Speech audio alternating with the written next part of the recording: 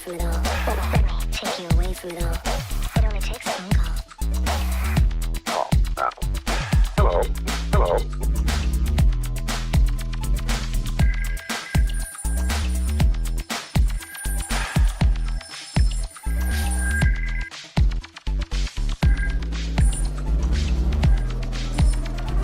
Let me show you another world of excitement.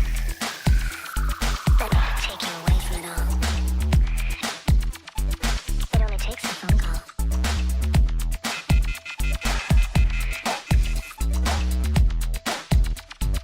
Let me take you away from it all. Let me take you away from it all. Let me take you away from it all. Hello. Hello.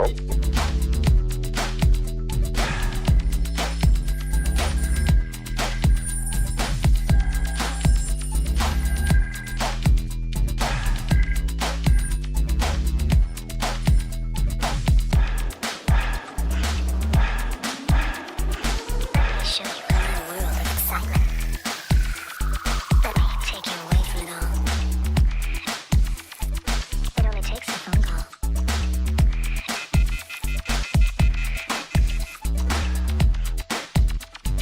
Let me take you away from it all. The possibilities are endless. Let me take you away from it all. Let me take you away from it all. It only takes a phone call.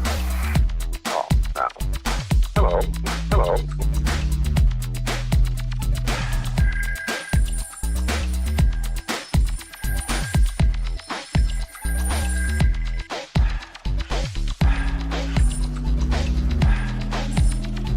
Let me show you another world of excitement.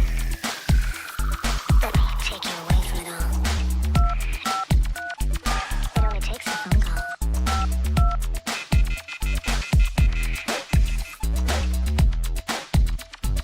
Let me take you away from it all.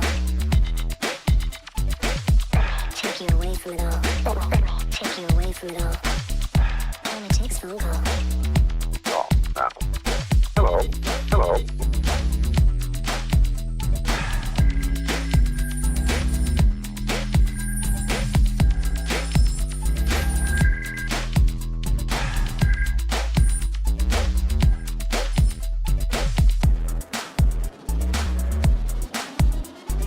Let me show you another world of excitement. Let me take you away from it all. It only takes a phone call.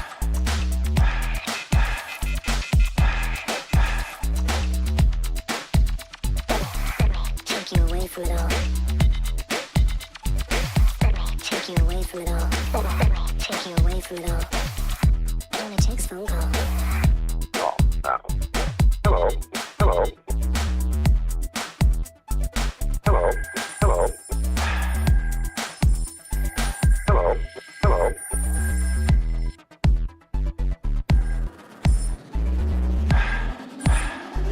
Let me show you another world of excitement. Let me take you away from it all. It only takes a phone call.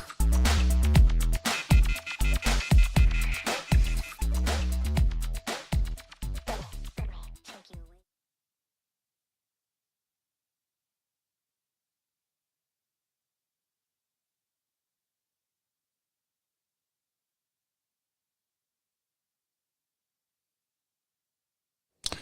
Welcome back, everyone, to Calls with the Wizard. And before I introduce my very special guest, I got a very special announcement. Once again, a lot of people may not know or may know today is one of our moderators' birthday. So I want to say happy birthday to Magic Girl. If you guys see her on the live chat, make sure you guys wish her a happy birthday. And if you guys want to get her something nice, hit her up for her Cash App. I'm sure she'll love to have a drink on you. So other than that, once again, happy birthday, Magic Girl. For those of you that didn't tune in for News with Norbeast, make sure you guys definitely go check that out. Always have a great time giving you the ghetto news from an unprofessional perspective. Also, if you guys didn't get a chance to check out Conversations with Marvelous, make sure you guys check that out as well. We have so many for me to name. We have Don Cisco. We had Black Sea from RBO Posse. We've had, oh man, Versa. We've had, who else do we have, Alex? So many. You know what? I know it's coming to my mind, but all you got to do is go down my catalog and pick an interview. Guarantee you will greatly enjoy it. So without further ado, please allow me to introduce my very special guest, someone that many of you have requested and have been waiting to get on here on Calls with the Wizard. Now, let me say this before I introduce him, okay? If there's something that I didn't ask him, because I know some of you guys submitted questions, make sure you guys call in and ask him these questions pertaining to him being a referee or to boxing, okay? Or maybe even a MMA question. So let's go ahead and jump right into it, but I will give you guys an opportunity in a bit to be able to call in and ask him whatever you guys want. So without further ado, once again, the one and only Popeye Ray the Ref. How are you, my friend? How you doing, brother? Thank you for having me, man. You know what? I wanted to ask you first and foremost, because I don't know how close you live and I don't need an address, but how was the drive coming over here? Long. Solid hour. Yeah, I came from San Bernardino, brother. Oh, okay. So that LA traffic, or should I say, what would you call it? San Bernardino traffic coming over here? California traffic. Everywhere in California, brother. You know how that goes. Yes. I used to work down the street here, so, you know, when I was driving up, I was like, wow, familiar faces, you know? Really. What did you used to do out here? I was a Teamster organizer. 7 years I worked for the International, and we were always out here by the port. Okay. Yeah. Where all the longshoremen are at. Yes. Yeah, I got all my buddies are longshoremen. I had an opportunity to be a longshoreman, but I'll tell you why I didn't take it. Because during that time, I was having kids. Okay, so Rouse calls me, a good union job, and then I got a card to be a casual. Yeah. So then I dug a little bit into it. I asked one of my buddies that was a casual. He said, bro, you got to be at least 5 to 6 years a casual before you get hired, and then you get benefits. At Rouse, Local 572, 2 months probation, you get full benefits. So I said, okay, I'll take Rouse. Yeah. So that was it. I couldn't keep going to you know, I couldn't be a casual and continue to go and look for work every day, and nothing's promised. So, and do that for 5 or 6 years. It's good, I guess, if you're single, have no kids. Yeah. So you're right. But other than that, Ray, tell us a little bit about yourself. You know, I know others may have seen you on possibly other podcasts, but give us a little bit of your background. Like, where were you raised? I was raised in Bassett, California, right there, La Puente, Omani. Okay. Area, yeah. Okay. And you come from a big family, like you got a lot of brothers, a lot of sisters? I don't have brothers. I don't have any blood brothers, but I grew up with my cousins, so I call them my brothers. And I have 5 sisters and 5 brothers. Wow. Yeah, we, you know, back in the 70s, man, we used to all live in the same house, you know. Right. Typical Mexican joke, right? Yes. Yeah. And your mother and your father, are they from Mexico? My father's from Moroleón, Guanajuato, but he never raised me, brother. Never raised me. Okay. When I don't know, it might sound funny, but I was born in Toledo, Ohio. I don't know what my mom was doing over there, but she left my dad like weeks after I was born, and we moved to California, you know. Okay, you know. Her and her sister with all the cousins and everything. Okay, if you don't mind me asking, because I don't like to be intrusive, as far as your father's concerned, did you ever catch up with him later on in life? Yeah. He came around, I think when I was 14, I was in youth authority, and he came to visit me, and I've you know, I don't hold no hard feelings towards him. He's a good man. Man. Okay. You got to know my mom, man. I probably would have took off too, Holmes. No, the reason why I'm asking is because I truly do believe it. Like, again, I don't know the situation between your mother and your father, so I respectfully ask, because I truly do believe and I preach that children need fathers that they can brag about, you know, and I believe that a father is just as important as a mother. I'm not saying that he is more, but as important as a mother. And I believe that I love to hear when guys that I grew up with, oh, my father this, my father that, my father this, you know, because I can say the same thing about my father. But when I hear stories like that, you know, I always wonder, wow, I grew up with my dad. But at the same time, now that my dad's gone, I always think to myself, man, there's so much things that I could have learned and I could have asked, you know, of my dad. Well, I unfortunately, if there's any kind of like boohoo story, is that my issues growing up was always with my mom. You know, she was, you know, may she rest in peace. We made peace before she she passed, but she was very promiscuous, and she had many boyfriends. She was married like 6 times, and just had a real bad relationship with her. And so I more power to you. You had a good dad. And you're blessed, bro. I didn't have no father figure. My brothers were my father figure, and we were all gang members, Yeah, yeah. But they showed me a lot of love, Yeah, yeah. My 2 oldest brothers, Javier y Carlos, or Francisco and John, but we always called each other by our middle names. Yeah, yeah. So my oldest brother would be Javier, Francisco Javier, and then Juan Carlos, so we call him Carlos. Those 2 guys were also my father figures. What they laid down the law when they had to, right? Yes, That's right. I mean, those are the guys that I feared, and they would always tell me, anybody messes with you, you come get us, because my oldest brother was like 6'4". My youngest, the second. You're pretty tall yourself, oh. Yes, my dad was 6'2". My oldest brother was 6'4". I am 6'3". Luckily, I kept my height. I'm getting older now, but I like being tall. Yeah, yeah. My second to the oldest brother, he was like 5'8", but he was one of these big muscular dudes, and they all boxed. So that's what got me into boxing. So that's why I'm very excited to have you here, because I haven't been able to have a good conversation with somebody that knows boxing, and who more to have it with than with the ref. Yeah. So now, if we could jump a little bit ahead, how long now have you been a ref? And if I understand, you're still an active ref. Yeah. I got my license in 1998. Minus 1 year. In 2016, I got suspended. Okay. Jack Reese, the world-class referee, always clowns me about that. Yeah. Okay. It was on TMZ. Really? It was a Golden Gloves riot. Uh-huh. And I got in a fight, and I got suspended for a year. I actually lost my license. Well, they suspended me for a year, but 6 months into my year, I got an email saying, you know what, we're not going to give you back your license. And I'm a Christian, I'm a born again Christian. And with that, bro, I was like, you know what, God, I don't know if I could survive without my outlet. You know what I mean? As much as I love my wife and my kids, my grandkids, that was my outlet. And without boxing, and, I just thought to myself, I'm going to stray back into the streets. I'm going to stray back into street, hanging out with the homies. But God is good, bro. Yeah. I got on my knees, me and my wife, we prayed, and I got my license back, bro. That's awesome. Awesome. So if you can give us a little bit of history of yourself, were you ever into boxing growing up? Yes. My brothers boxed at Bassett Park, and then I boxed in South El Monte with Ben Lira. And but we were always in and out of juvenile hall, McLaren Hall. Well, first McLaren Hall, then juvenile hall and county camp. And I always had a weight problem, bro.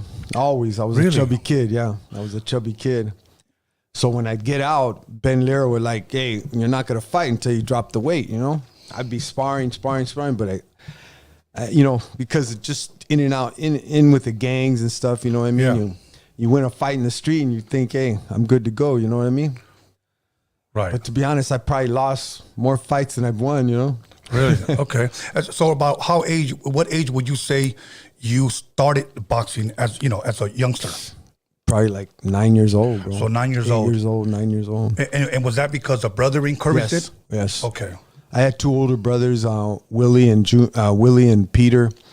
They were both Golden Gloves city champions, and then they went to the Nationals. They lost there. Okay. But they were great fighters, bro. They were great fighters. Okay. And did you ever at all turn professional? No. Okay. I never. Okay. Now, growing up, did you watch a lot of boxing? I was infatuated with boxing, bro. Yeah, me too. I seen my my brothers sparring, and they made it look so easy, Mm-hmm. They made it look so easy, and now that I'm sick, I'll be 60 years old in July, but now that I'm older, I can be humble and say what I really feel. I couldn't get my feet to work with my hands, or Really? my hands to work with my feet. If you stood still, I was good, bro. I could throw some nice combination. I love going to the body. I have a good jab. But when you start moving, I just couldn't get my feet to work with my hands. And, I just couldn't get it right. And this is where I like to praise Canelo. I like to praise Alexis Aguayo, Manny Pacquiao, and these great fighters, Yeah. even Mayweather, you know what I Yeah. mean? Their footwork is ridiculous. Yeah. You know what I mean? How does one get his footwork? Is it you have to be a natural, you think, or can you learn? It can be taught, but some are more natural than others, you know? Yeah. I mean, Ben Lira's if you know Ben Lira in Southern California, they call him the guru of boxing. He's 83 years old, and he's had, that I know off the top of my head, 6 world champions, not to mention gang of contenders, you know? Right. And he just would teach you how to walk a fighter down, and somehow I just couldn't get that. Right. You know, I'd have good days in sparring, but I just wasn't. I just couldn't get it together, bro. Right. You know, it's funny that my oldest brother would get my youngest brother to box. This is my brother Ruben, and he's probably watching. And this guy probably weighed 154, 160 on the streets, but was knocking out dudes on the streets, weighed like 250, 200. Yeah. He just had that natural. He was heavy-handed. Yes. And so my brother told him, you know what, you should get into boxing. I think you can make something. You got the heart. So all right. So my brother did something that my youngest brother wasn't expecting. He took him to an all-black gym. And he says, here is where you're going to learn. And he said this, but these are all black guys here. And he said, exactly. He said, if I take you to a gym where it's all raza, you guys are going to fight in a telephone booth. Right, yeah. That's what you guys are going to do. Some of these guys are going to dance. Some of these guys are going to move. You're going to have to learn how to cut off the ring. Take you out of your element. You know That's what it was. Take you out of your element. Yeah. That's what it, and it worked for a while. But at the same time, like when you're young, your head is just not all there. Yeah. He was back and forth from the gang thing to the boxing thing, and then he had kids and he forgot all about it. Well, I mean, you know how it is. Back in our days, the 70s, the 60s, 70s, the 80s, the tough guy had respect. The tough guy had respect, you know.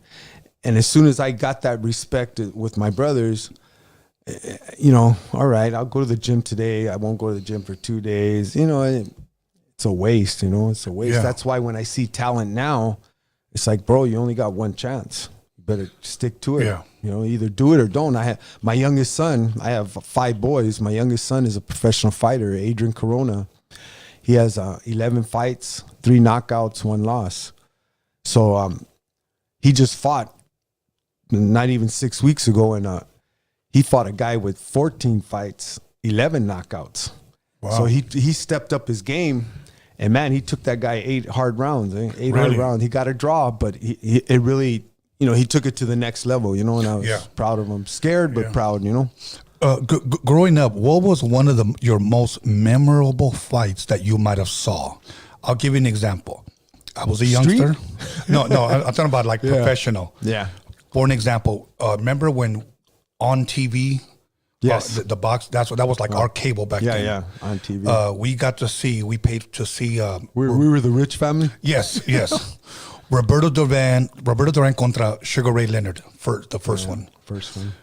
That was the only time that my father actually allowed outside of our immediate family, like cousins and friends, to come over. And I saw that fight, and I remember my brother actually recorded it. He put the radio with the boombox. He took hear the audio again, and that was an amazing fight. That's when I would say that's when I became intrigued with boxing. Like, wow, this is awesome. Do you have a memory like that growing up? There was a few fights, not anyone in particular, but the one that just said, you know what, I should try this. I got to get more serious. Is Alexis Aguayo and Aaron Pryor. The first one. Yeah. And then maybe a year before or after, I don't even remember the year, is Boom Boom Mancini. Yes. When he fought the Korean guy, and unfortunately he passed away. Yeah. That was the last 15 rounder, you know? Yeah. But those fights, you know, Mando Muniz, you know what I mean? And who's our Wilmington guy here? His name just slipped out of my mind, you know? But he was in the early 70s, you know? Uh-huh. So there was a few fighters. And then I was constantly at the gym in my town, the Baltazars. I don't know if you remember them, Tony Baltazar and his brother Frankie. They were great fighter, great pros. You know what I mean? I seen the George Foreman Ali fight when I was little. You know, everybody thought George Foreman was going to kill him. And I don't know if you remember, he did body shots for like 5 rounds on Ali, and Ali just sat against Roadium. Like, oh my God, how is he taking that? Then he ends up knocking him out. You know? Yeah, Ali Boombaye. Yeah, that's right. That's right. Okay, now, wow. What was it? The Rumble in the Jungle. Yes. Yes. Yeah, wow. Okay. Now, as far as you just took me back to that one. Okay. Yeah. My brothers, they went to go see a fight. This is when it was not on cable, but you had to pay somewhere to go see it. Yeah. I forgot what that was called, because they did that with the Oscar de la Hoya contra Julio Cesar Chavez, the first one. Yeah. Where you had to pay, you had to go somewhere to pay. You go to a movie theater and Exactly. watch it. Yeah. Well, they went to go see Pepino Cuevas against Thomas Hearns. Remember that one? Turned out bad, yeah. Yeah, dude. Okay, turned now out bad. we know that Pepino Cuevas was a monster, but at the same time, so was Thomas the Hitman Hearns. Yeah. You know, and I think he knocked him out in the second round. Yeah, bad too, bro. Like terrible. Yeah. Terrible. And Did the same to Duran a couple years later. You know? Yeah, you're right. He knocked him out too, but he couldn't do it to Sugar Ray. No. And both of them were in their prime. Yes. You know, you know what shocked me about that fight? Because I remember watching it. Sugar Ray walks in. I still remember what he was wearing. He was wearing like a white robe, and he had like flames on his arm. And when he walked in, he looked at Thomas Hearns, because everybody was saying Thomas Hearns was going to kill him. Yeah. He looked at Thomas Hearns and went like this. And as a youngster, that's like, what the hell? Yeah. He just did that to the giant, to the bully. Yeah, yeah. And he ended up winning. I think I was like in 7th grade when that fight took place. Yeah. I remember that, young. That was an amazing fight. I really thought Thomas Hearns was going to destroy him. Tommy, in my opinion, was that fighter that just, he got those mega fights and just couldn't get past the finish line, you know? Yeah, yeah. I mean, he was exciting. He brawled. He didn't run. But when he got to that mega fight, he just couldn't get... The three greatest rounds ever, him and Marvelous Hagler. I mean, look at it. Even if you guys don't like boxing, just Google or go to YouTube, Marvelous Marvin Hagler against Thomas the Hitman Hearns, and you'll see the best 3 rounds in boxing ever. Yeah. Now let me ask you this. Being a professional ref and being in the ring, being the third man into the ring, looking at boxers back then, like let's just say when Roberto Duran first fought Thomas Hearns, when Thomas Hearns fought Sugar Ray, and vice versa, it really looked to us that these guys didn't like each other. Was that real animosity or real hate that boxers had, or is that part of the show? I think it's all of it in one. You know, when it's I think, you know, leading up to the fight, I want to fight you while you dodging me. You know what I mean? And in my opinion, a lot of it isn't dodging. It's just you're going to pay me to fight you, or I don't want to pay you that much to fight me. You know, but you know, you tend to get in each other's mind. You tend, like Tank Davis, he always tends to like just touch his fighter, or push him off the stage, or touch his chin. And you know what? It's just like when you spar today, don't get mad when you're sparring. When you start getting mad, you lose your game plan, you know? Yes. You know, you start brawling when maybe you should have been boxing, you know? So I'm thinking, you know, because I never fought professional, I'm thinking that's the thing. But I try to think about like when I was in youth authority and I'd be arguing with the enemy, I would be constantly giggling at him and teasing him and trying to get to him, getting him so mad that when we finally did fight, he'd come at me like a raging bull, throwing his whole game plan out.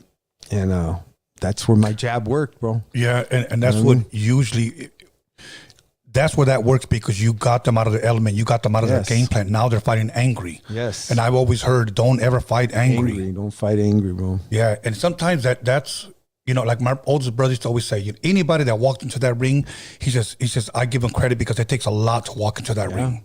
You know, now maybe you can help me with this, because I've heard this a lot. I don't know if it's true or not, but they say that it's not so much the fight that's, I'm trying to word it correctly for you to understand what I'm saying. They say the hardest thing to do when you're a boxer is walking from the dressing room to the ring. Some people have told me that like it's the hardest thing, bro. He said, I just want to get in and just start fighting. But when you walk, like when it's a big fight and you walk from the dressing room to the ring, he said, that's when I'm the most nervous. He goes, and it's hard. Have you ever heard that? Or Yeah, I've heard that. Okay. But I mean, where I've heard answers are like Paulie Maliaggi. Canelo even said, you know, when he's warming up and he's walking to the ring, he's thinking of everything that he's got to do. So I'm assuming it's just like, I'm sure through your years, not every fight was planned. right. But the ones that were planned, try to think of that. Like, Yeah. hey, I'm supposed to fight so-and-so later on after school. You know what I mean? Right. You start thinking, and then that little devil on your shoulder saying, you're going to get your butt kicked, bro. Yeah. You know what I mean? But then the other one saying, no, you're not. You're going to go in there and you're going to kick butt. You know what I mean? So Right. I'm assuming it's like that. I asked my son, how do you feel when you're warming up to go into the ring? He goes, I'm just thinking, you're not going to lose. You're not going to lose. You refuse to lose. So is that nervousness? Maybe it is, you know. Is that anticipation? But just like him, just like I was, he's just like me. He's my son. Once the punches start going, you lose all that fear. Now you get into your element. Have you ever seen, you know, as a fan of boxing and you're sitting at home watching and you seen that guy walk into the ring, have you ever looked at someone's face and say, that guy lost already? Like, Yeah. he almost like has that look like, como, like he's not there, you know. Yeah. He's And I've seen it as a referee where he's looking for me to stop the fight. You know, he's looking for me to stop it. It's a body language, you know. I'm sure you could spot it. You know, you don't even have to know the individual. You could just spot it the way they're fighting, you know. Right. Yeah. Okay. Now, if you can take us back a little bit, what was it that motivated you, that got you started, that pushed you in the direction of becoming a referee? Because I couldn't fight.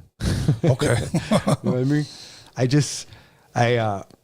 I think I was 28, 29. I knew I was already too old and to be a fighter, you know. And I just said, you know what? I want to get into refereeing, you know. And I told Ben Lira, and Ben Lira made some phone calls, and I had to do amateur referee for 5 years. And the crazy thing about it, it's a trip how God has a plan. Because for 5 years, and I wasn't a believer back then. I was still running around in the streets. Yeah. And may she rest in peace, Melody. She was the chingona of amateur boxing in Southern California. She made me sit ringside for 5 years, bro. For 5 years. She didn't allow me to referee. Why do you think that was? Well, because the way I was carrying myself, Oh, you know, okay. she knew I was still doing the street thing. I was still involved in my barrio a lot, and crazy story. My wife hates when I talk. You know, I was still doing drugs. Okay. One time I was actually at a show, and I went into the restroom to do some cocaine. I come out and I bump into her, and she just looked at me, you know, real cool. And I didn't think nothing of it. I just walked past her. I walk by the ring. This is all a crowd there. Right. The guy goes, "Hey, bro." Yeah, I had cocaine around my nose. Oh, man. I'm like, you know, me being stupid and young, I just laughed it off. But I go, you know, there goes the amateur referee. But she never told me nothing, you know. Well, I would have just said I was eating a powdered donut. Some white frosting donuts, you know. Yeah. Stupid stuff like that. I just like, you know, it was my own fault. But again, you know, I believe God had a plan, because after 5 years, I just told Ben, you know what, they're not letting me referee, man. He goes, well, I'll make some phone calls, see if I can get you in the pros. And it just so happened they were like opening a training, and I had to go to all the fights on my own dollar, pro fights. Really? Judge the fights, and every fight I judged, I had to write down why I thought that other fighter won. What did I think of the referee? What he did? How did he do it right? Write it on the back of the card, and at the end of the fight, I had to give it to the inspector. Were any of these championship fights? No, I couldn't afford to go to those. Oh, okay. They were all club fights. And like we were saying earlier, bro, to all the fans out there that want to see some good fights, you should go to a club fight. Yes. Can you explain what a club fight is? A club fight is unknown fighters, guys that making pro debuts, guys with 4 or 5 fights. Because these youngsters, they don't care about the money. They just want to get to the top. Right. And what they're going to do, they're going to go in there and give you everything. Whether it's a 4-rounder, 6-rounder, 8-rounder, 10-rounder, they're going to give you everything because they want to promote themselves. And they know by promoting themselves, they got to be a entertaining fighter. Whether that be knockouts or the way they knocked them out, right. or just good boxing skills, you know. And man, these club fights are Roy Inkelbrick out of Orange County. They call him the king of the 4-rounders because he never has title fights. He always has like 4. Well, he does hybrid shows. He'll do 4 boxing and do 4 MMA in the same show. So you got MMA fans and boxing fans, and they're just. And I'll be honest, sometimes I've refereed a gang of his shows. I actually have one in a couple of weeks there on a Thursday at the Orange County Fairgrounds. He's having 8 fights, 4 boxing, 4 MMA. And some nights, man, the whole card is just spectacular. You know what I mean? Wow. And because they're hungry. They're hungry. They're hungry. Yeah. They don't care about pay. All they want to do is, did you see me? Did you see me knock that dude out? Did you see how I beat him down, you know? Right. But these guys are hungry, you know? Yeah. You know,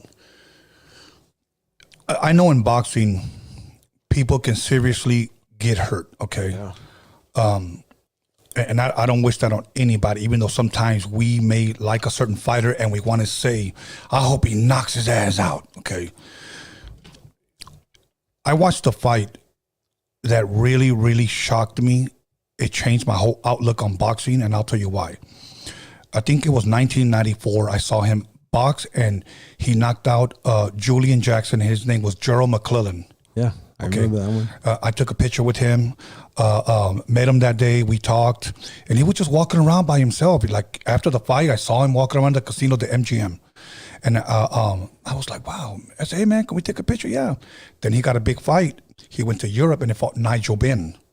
Yeah, I remember Nigel Benn. You guys look this up, okay? In the first round, he knocks Nigel Benn out of the ring. Like, I thought, honestly, because this guy was so heavy-handed, he was a monster. I thought at that time, he was the only guy that probably could have beat Roy Jones in his prime.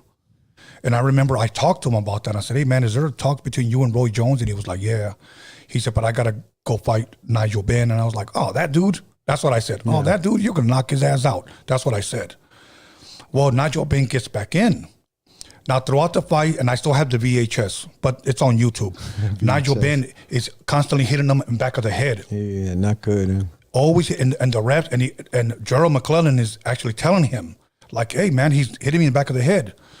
I think it was maybe 10th or 11th round, one of those. Gerald went down on one knee, and they counted him out, so Nigel won.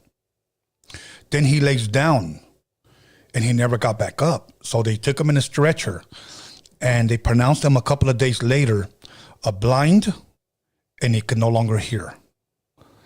And it's emotional for me because I actually got to meet the dude and talk to the guy. And you know who took care of him, man? Roy Jones. Roy Jones would go and visit him. You know, he couldn't hear, he couldn't see, and he even paid for his funeral when he passed. You know, but well, real quick, brother, let me give you my opinion on that. When I give instructions in the dressing room, I tell the fighters, you know what? There's one foul I will not tolerate. I don't have to give you a warning. And that's hitting in the back of the head, rabbit punches. Rabbit, I mean, remember in the 70s, all our detective series, they karate chop and the guy would wake up 10 minutes there. That's a very dangerous punch. You could kill somebody. When you sever the spine away from the brain stem, you could kill him. I encourage you fans to look up Pritchard Colon, the Puerto Rican fighter. And I said this on my own podcast. I don't badmouth no referees, but that particular referee, I got nothing for him, man. It's Pritchard Colon is in a wheelchair. He can't speak. He'll never be able to walk. He does make facial, but anyways, look him up. Pritchard Colon, 9 rabbit punches to the back of his head. And this referee never stopped the action. He kept complaining, hey, he's hitting me in the back of the head. And they were punches to the back of the head. And finally, Pritchard got mad and hit him back one time. Right. And the referee stopped the fight, took a point from Pritchard Cologne. Wow. And anyways, the bell rang. And this was all in one round. And the bell rang. Pritchard went back to his corner and he collapsed. And he was on life support for almost, I think, 2 weeks. Yeah. And now he's in a wheelchair. He can't walk. He can't talk.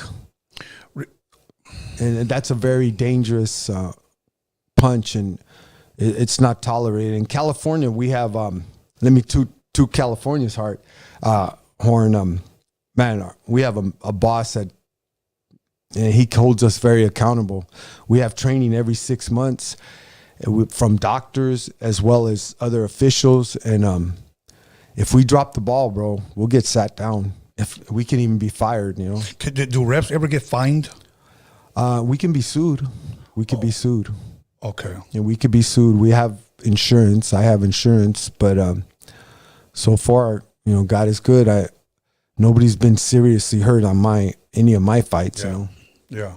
But you know the reason. Excuse me for interrupting. The reason some of these boxers die because when they spar, they're sparring hard. Yeah. And then they come to the fight. A lot of them are already damaged already. Oh, okay. You know what I mean, they're already damaged. And this is where I've seen MMA guys, when they spar, and they're both great sports. I'm not belittling the MMA fighter. They're great athletes just as well as the boxing.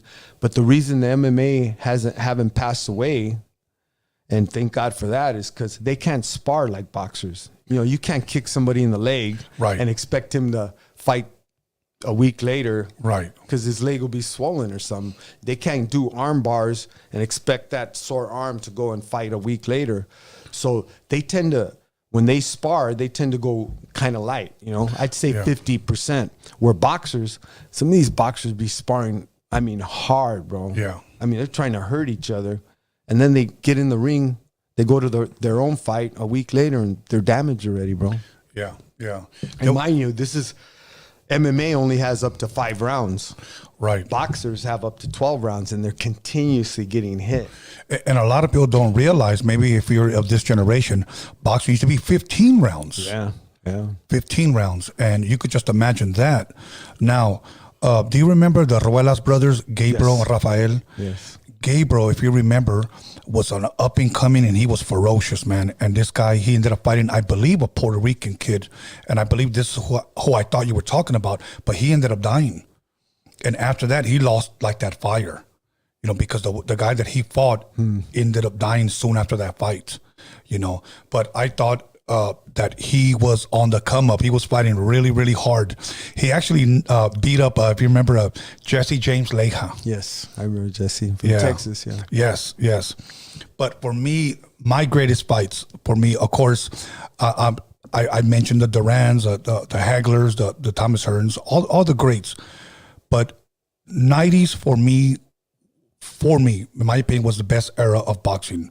Do you have a best era of boxing for yourself? No, I mean, I from childhood to now, there's still some great fights. You know, there's still some great fights. Now, okay, let me ask you a question. Greatest Mexican fighter ever? Wow, man, there's so many, brother. I guess, you know, the first one that comes to mind, Julio Cesar Chavez. Wow. He just was a technician, a beautiful technician. He didn't so much knock you out; he beat you up. Yes, he beat you up over, and he did it with style. You know what I mean? You know who Diego Corrales. Diego Corrales, yes. And he passed away. You know, he rest in peace. Another Castillo, guy I met, you know. and he fought. He lost to Floyd Mayweather. Yeah. I was at that fight. Me and my brother were ringside, and we for sure thought, okay, this guy's going to give. Yeah, I thought so too. And then he ended up dropping Diego Corrales, man. I'm like, what the hell? I remember his girl. That was early in the fight. Yes. Either. Yeah. I remember his girl was right there, and she was going off at him. That ain't my man. My man don't fight like that. And she was yelling at him. And I'm like, I said, how do you know him? That's my man. And I was like, oh, shoot. Yeah. All right. But like, I don't know, man. Did he fight scared, Diego? Or I don't know what was up, you know. I mean, I would like to just say Mayweather's just that good. He's bro. just that good. Yeah. Just that good. I always say when you win a fight, don't say that guy couldn't fight. Just say no, I just fight better. You know what I mean? Yeah. You know? Yeah. Now I'm trying to remember where I was going with this as far as you know who I thought, in my opinion, when he was first coming up, and I followed this guy religiously, Marco Antonio Barrera. Yeah. I thought he was going to be the next Julio. I really thought that, because the way he fought, when he would find the inside, he would always have his eyes open. He had no facial expression. They called him the babyface assassin. Yeah. Great body blows.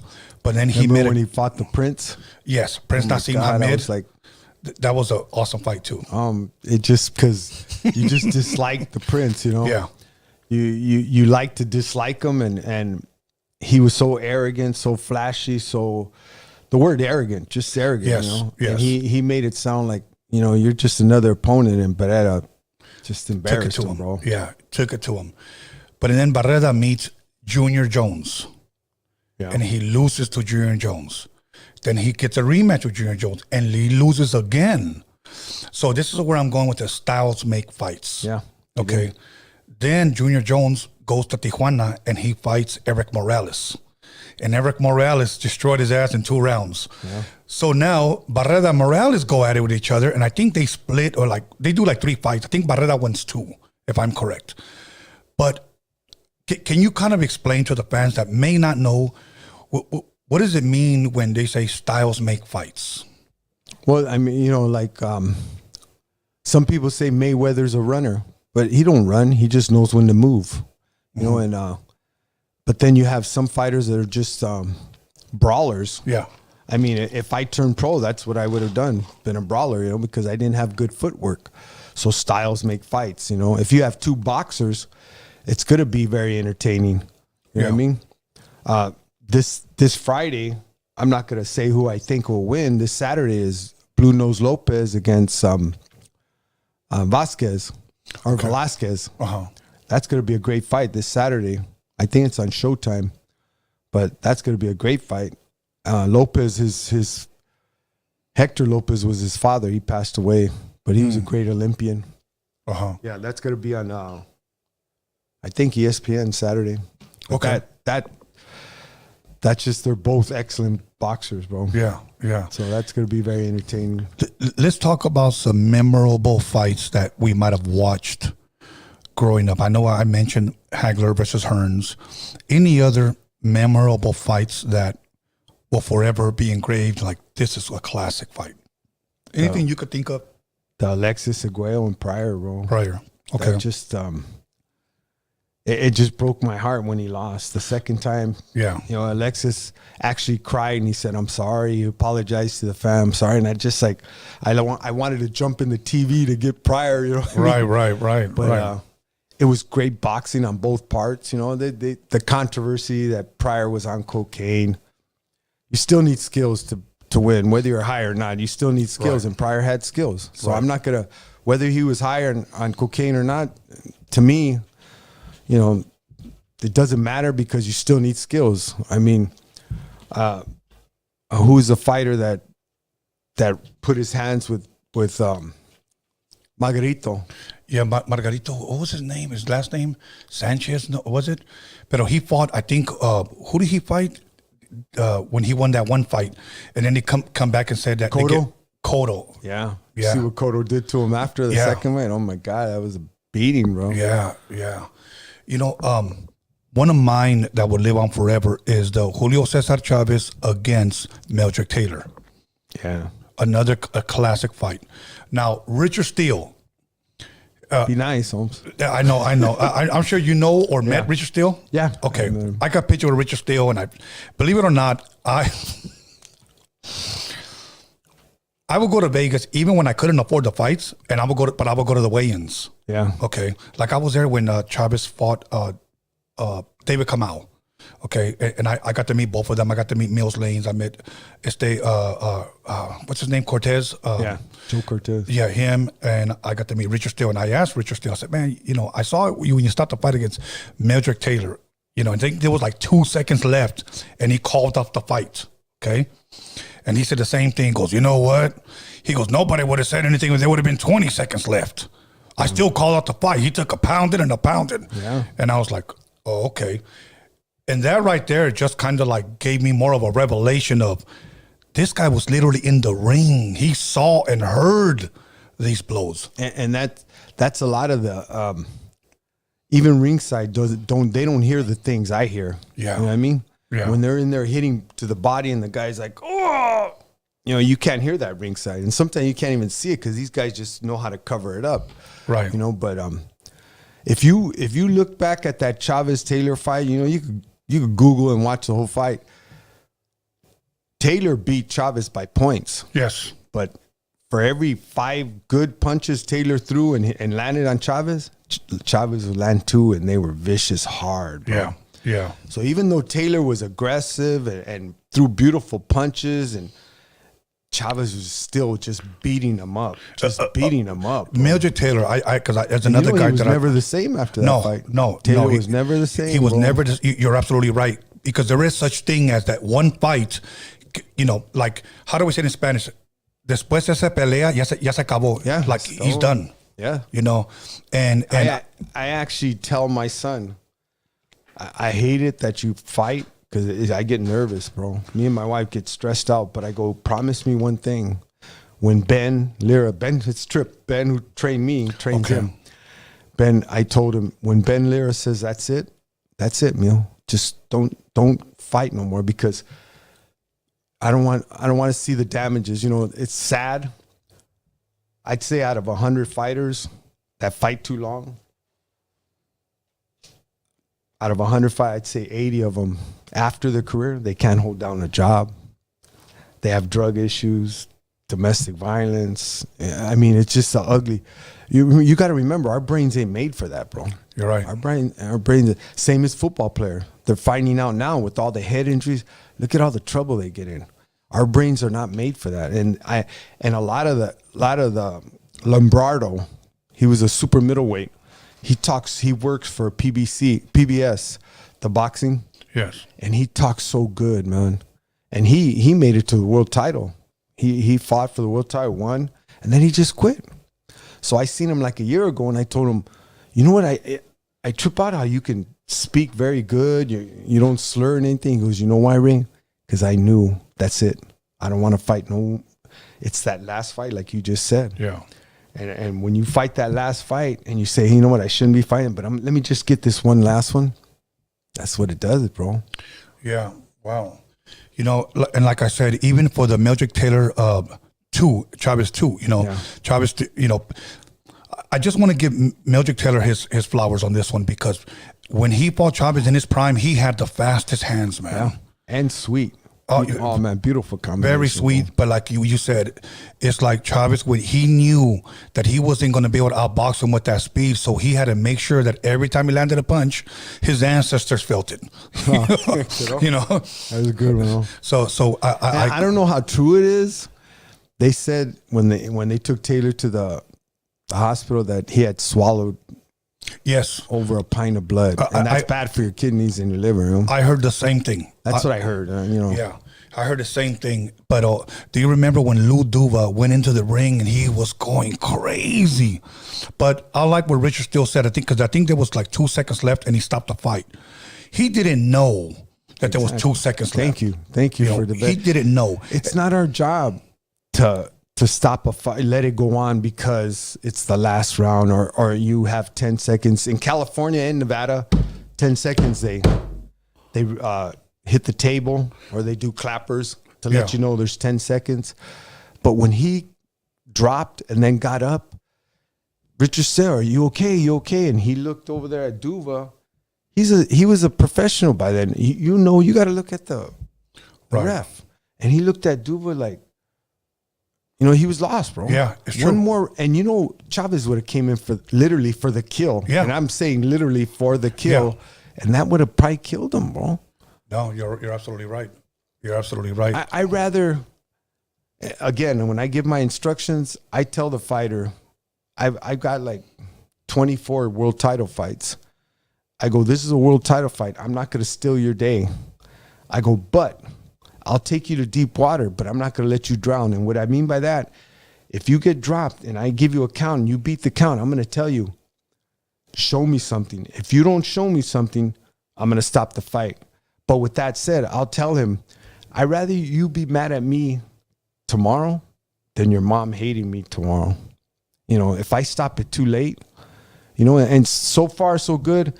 Even to toot my own horn, my own Andy Foster, the executive officer of California who assigned this fight, says, you know what, Ray, nobody can accuse you for stopping a fight too early. Right. So, you know, we get trained. Think about that guy in the cheap seat, the fan in the cheap seat. You know, you don't want to steal from him, but then you don't want to take these fighters and get them killed either. You know. Yeah. Yeah. Okay. Now, great, memorable, I guess, pay-per-view fights for me in the 90s, for those of you guys that are boxing fans, was when Don King had King Vision, and he had all these great undercards. Great. I remember watching Jesse James Leija versus Azuma Nelson. Yeah. I mentioned Gerald McClellan against Julian Jackson. Chavez Randall 1, Chavez Randall 2. Now, I want to talk... What happened to Randall, eh? You know, Frankie Randall, I don't know if you know this, but you know he passed away already. Did he? He passed away. Wow. Yeah. And they actually had a third fight. I don't know if you knew that. They actually fought in Mexico. Yeah. Why? I don't know why they did that one. But what happened was, I remember going, and Chavez was about to be 90-0-1 because he had a draw with Pernell Whitaker. So he goes in there. I'm so excited about a brand new $700 suit. My ringside ticket was $700. Give a shout out to my boy Ray Torres from Vegas. We all went together. We're all proud. We finally get to see our hero. And then like in the 10th round, he gets dropped. Chavez does. I was just like, what the hell? And then he lost. Okay. Yeah. Now, then the next day they announced the rematch May 4th or something like that for the rematch against Randall. Randall was supposed to be a so-called warm-up fight because they were talking about I remember that. A rematch for him and Pernell Whitaker, for Chavez and Pernell Whitaker. And is there fighters, you being a ref, that were not meant to win? They were just a warm-up fight but ended up winning? Have you ever ref some of those fights? And this is where, I'm glad you asked me that. This is where people say, oh, boxing's corrupt, MMA's corrupt. No, it's not corrupt. It's not. Nobody's ever offered me money to stop a fight, to let a fight go too far. But you got to understand how boxing works. You got to build a fighter. Yes. And I hope I don't drag on to That's answer okay. the Go question. for it. But it's like my son. You're building his fighter. You don't, like some guys, well, who has he fought? Well, what do you want me to do? He's barely making a pro debut. You want me to throw him in with a world champion? Yeah, exactly. You got to build him. Find him opponents. That's what they're called, opponents. And obviously that's what they thought Frankie Randall was, an opponent. We're going to give you an opponent. You know, he knows how to fight, but there's no way in the world he's going to beat you because his skills are C+ compared to your A+. But you know what I mean? You get that chance, bro. Yeah. But I've never seen fixed fights. And as God is my witness, I've never seen a fixed fight. Maybe that happened in the 50s when the mob was involved. But now with every kind of camera and video, man, everybody gets caught for that kind of stuff. And I haven't seen no corruption like that. Right. But they're called opponents.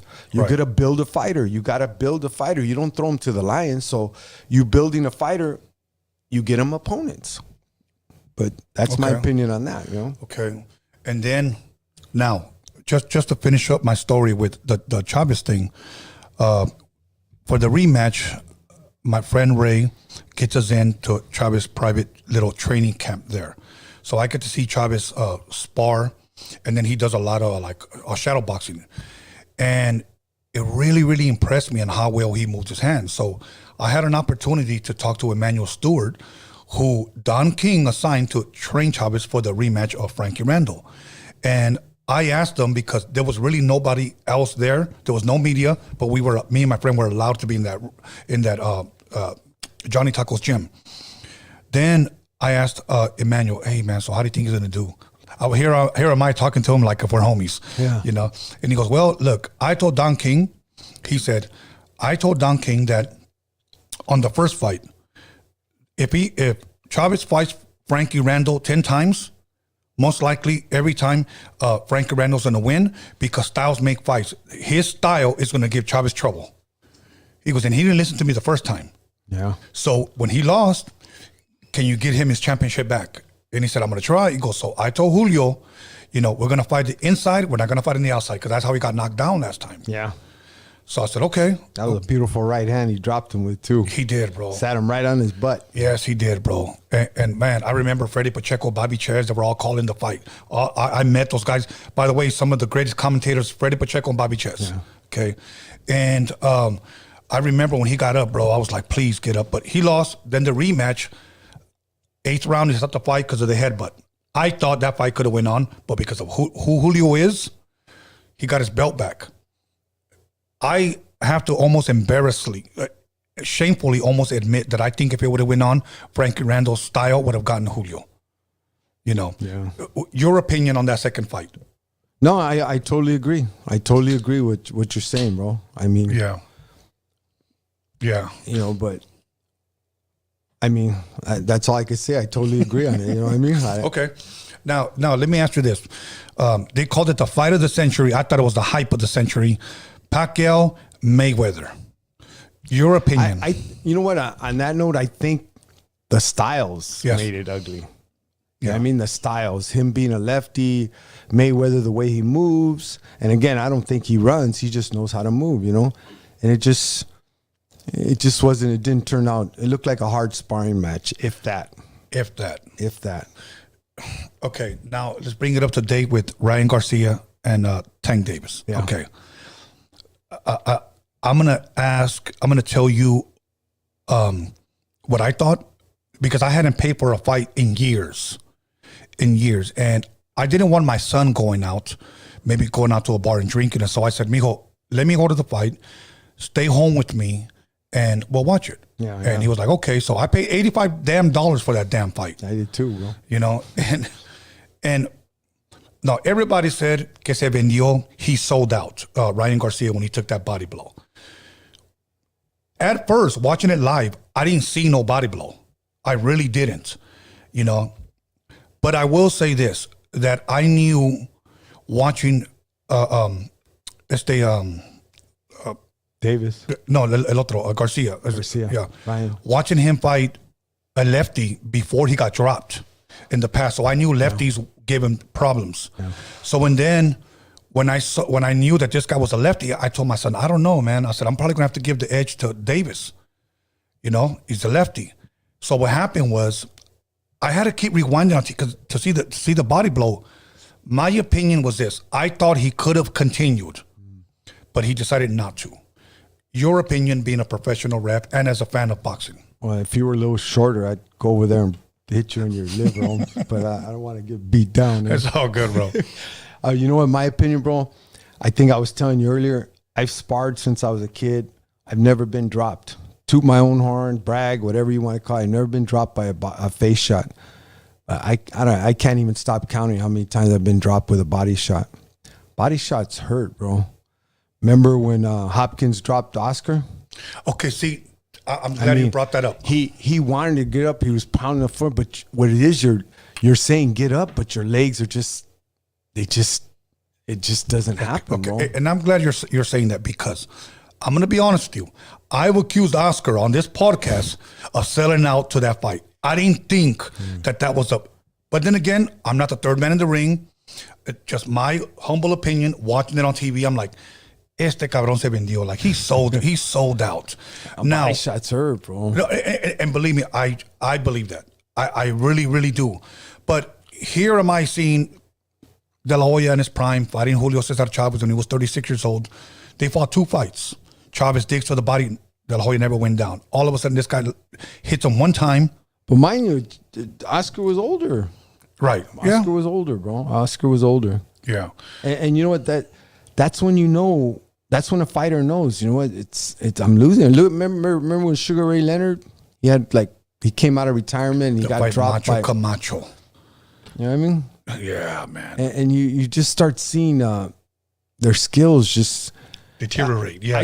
I sparred after 40 years old, I would try to spar once a year. I do all right. I do all right. wasn't hard sparring, but I'd always get somebody at least 10 years younger than me. But I noticed from 40, I'm going to be 60 now, bro. I noticed that I'd see the punches coming and I just couldn't move fast enough. The reflexes weren't there. The reflexes aren't there. You know what I mean? No. And I would literally ask them before sparring, don't go to the body, bro. Yeah. Do not go to the body. Yeah. You know what I mean? A couple of times they just throw a combination and accidentally go to the body. The last time I was 57. That's the last time I sparred. Yeah. He hit me to the body, bro. I had to miss a week of work. Really? My wife ripped me a new one for that.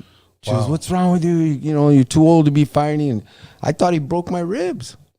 So when somebody says, oh, he could have got up, maybe he could have. But I know as somebody that's sparred countless times, body shots are devastating, bro. Okay. Body shots are devastating. Here's another one that, and I'm not picking on him. People think I pick on Oscar.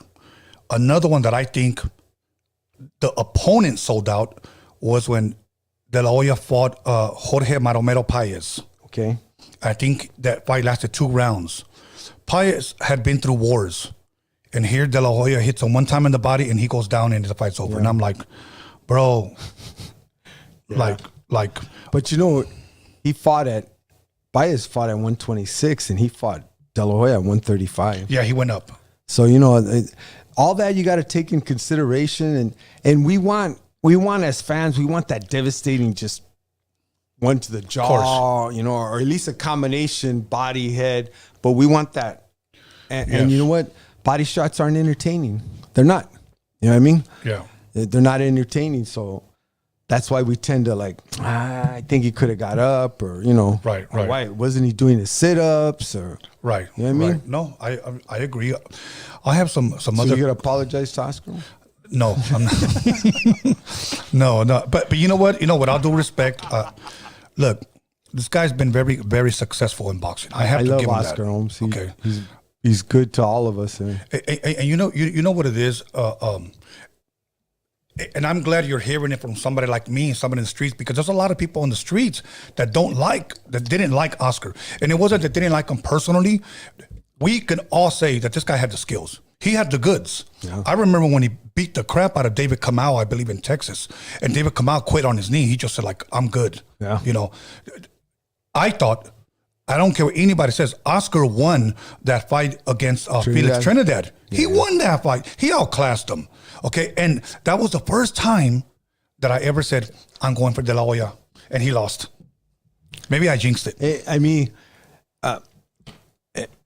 where Oscar did mess up is the last round. He just coasted. He did. Why you do that, I don't know, you know, because you can't leave it up to the judges. No. Obviously, we see that, you know, but no, he's a great fighter. He was a great fighter. Huh? Yeah.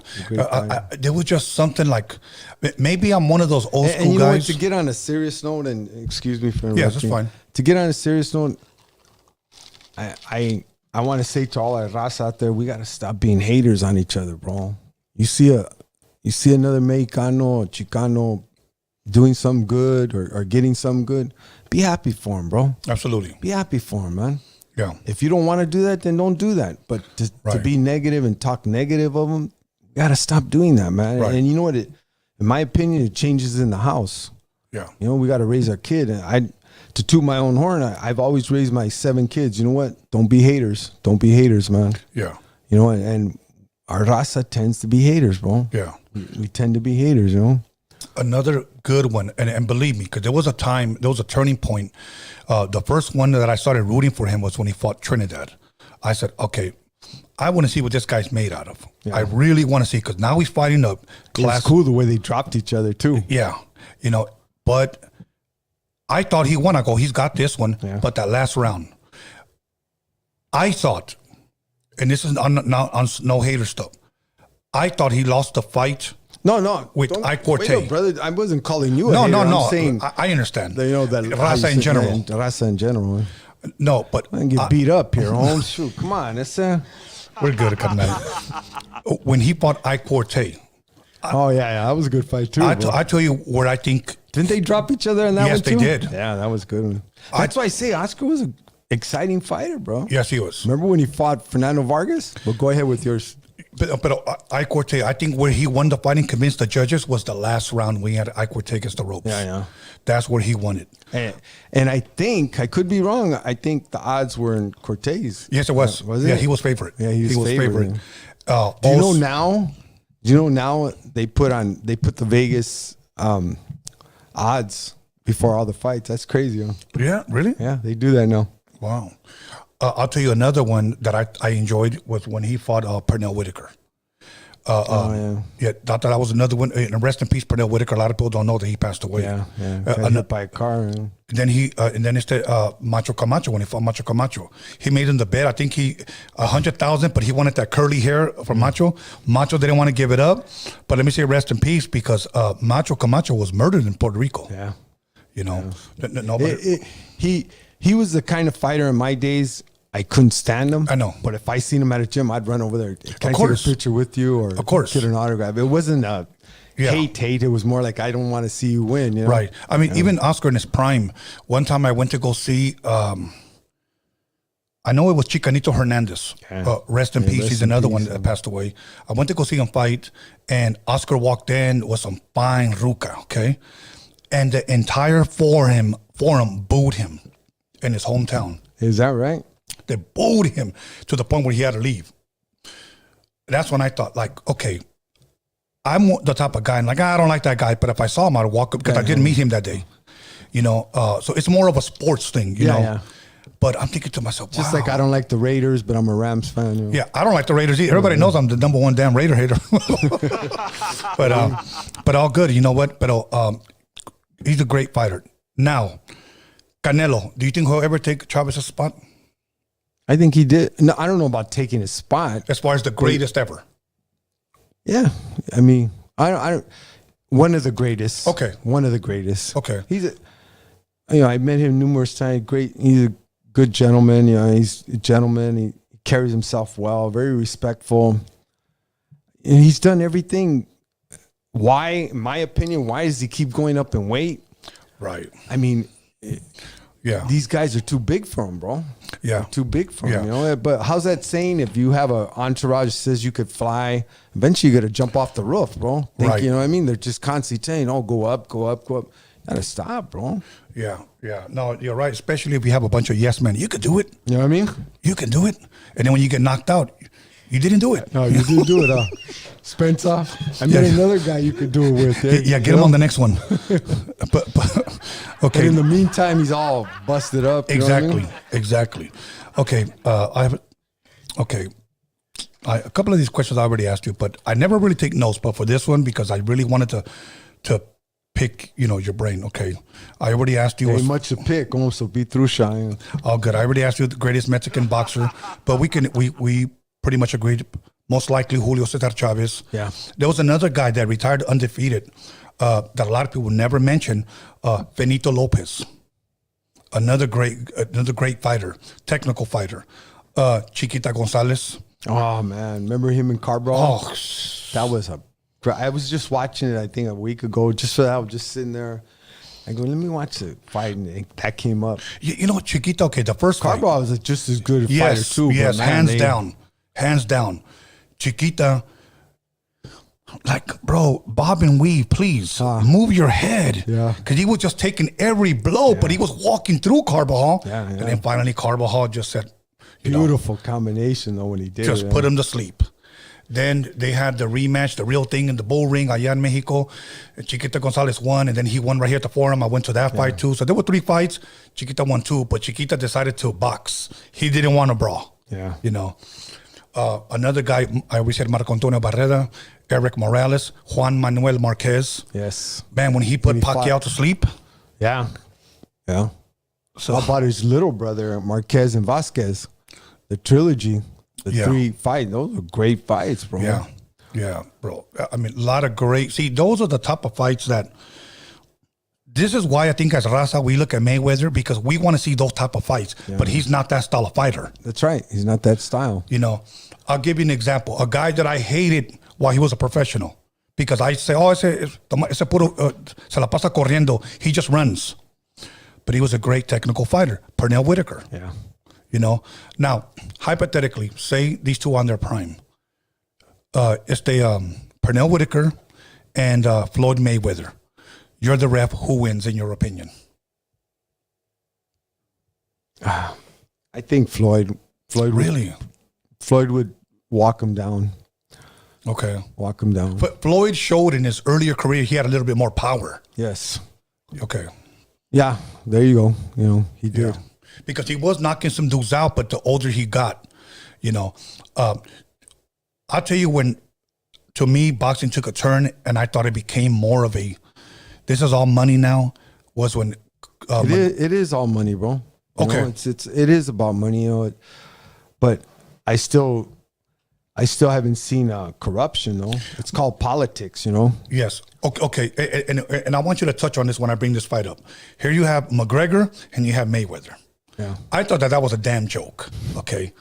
And it was all money. Okay, I get it. But now you mentioned politics. I mean, did you actually think McGregor was going to win? No. You know what I mean? No, he's not a boxer.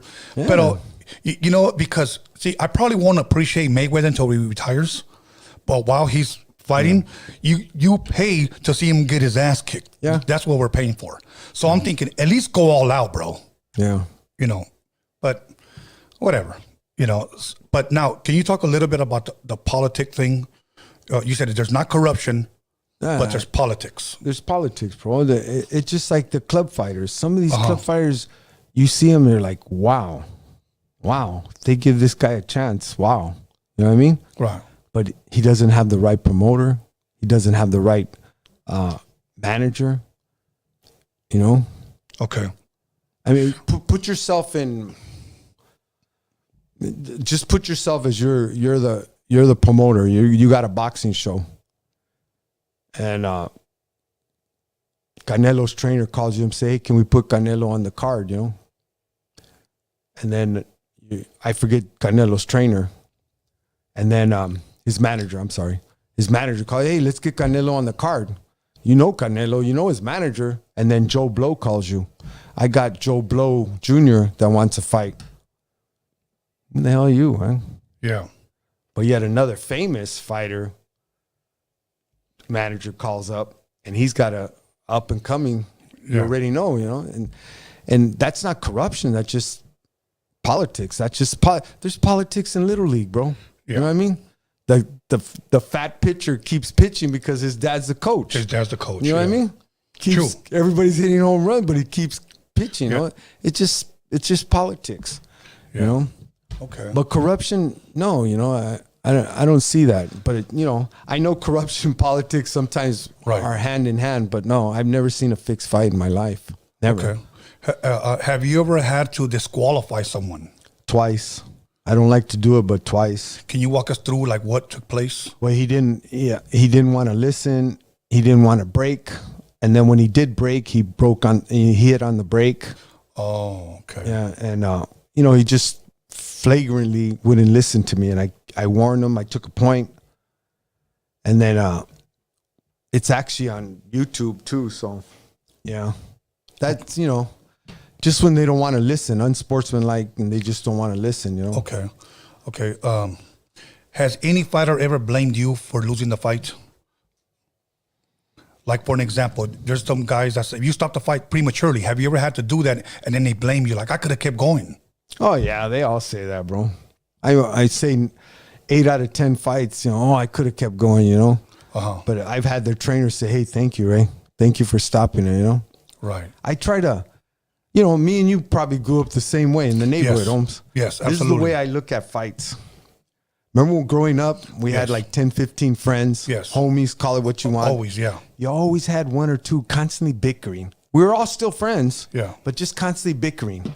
You know, shut up, you shut up. Both of you shut up, man. And then we're at the park. You know what? F you, or F you. But you like them both. They start fighting. You know what I mean? You like them both. They're both your friends. But then you say, okay, he's won. He's had enough. Stop it. And that's the way I look at a fight. Okay. I'm not gonna steal from the one that's losing, and I'm not gonna steal from the one that's winning. Okay. When he's had enough, stop it. You know what I mean? Okay. I'm just looking here on my notes. Let me see what other one that I wanted to touch on before we open up the phone lines and have. Southpaws. We'll talk about southpaws really quick. Do you believe southpaws in boxing have an advantage? Ben Lear always says, I don't care if he's a southpaw, we'll fight him, you know. Okay. You don't. Ben Lear taught us growing up, don't worry about what he's doing, worry about what you're doing. But I've heard other trainers say, I don't want to fight a southpaw because it is awkward. You know what I mean? When you're fighting somebody, you're used to this. Yes. And they're like this, that jab hand's constantly just like annoying you. Yeah. And if your foot is in the inside and that left hand comes right down the pipe, bro. Look at when Davis dropped Ryan Garcia. And the fight before that, the Weddle from Canada dropped Ryan Garcia. Yeah, he was left-handed as well. Left-handed as well. It's just an awkward, the way the punch comes, you know? Yeah. But, you know, some trainers don't, but majority of them, we don't like fighting southpaws. Okay, 2 questions about this boxer. Manny Pacquiao, your opinions on Manny Pacquiao's career? Spectacular, bro. Spectacular. He's a Hall of Famer from way back. Okay. You know what I mean? Now, here's my question to you. He's southpaw. If he would have been a conventional right-handed fighter, do you think he would have been as great as he is right now? No.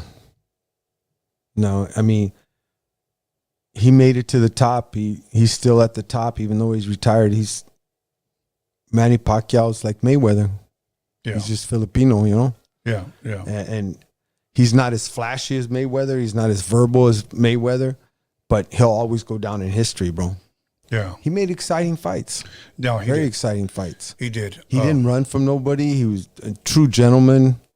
You know what I mean? And again, he wasn't as flashy as Mayweather, but he fought everybody. Yeah. You know? Who was that guy from the UK that he fought, that he destroyed in 2 rounds?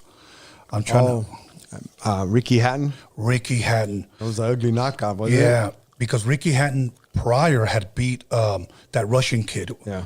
I'm trying to remember. That Russian kid is the one that put Chavez into retirement. Yeah. But so they thought, okay, he could somewhat fight an elite fighter. Made it look easy, huh? Yes. Oh my God, when he destroyed Ricky Hatton. Dropped him mean too, face first, bro. Yeah. Terrible. I'm trying to remember another fighter that I saw. I'll tell you another guy that I just think is freaking amazing, and I never thought he would ever lose a fight. I just thought he was amazing, but every Ray dog has Corona? their day. What was that? Ray Corona? No, not Ray Corona.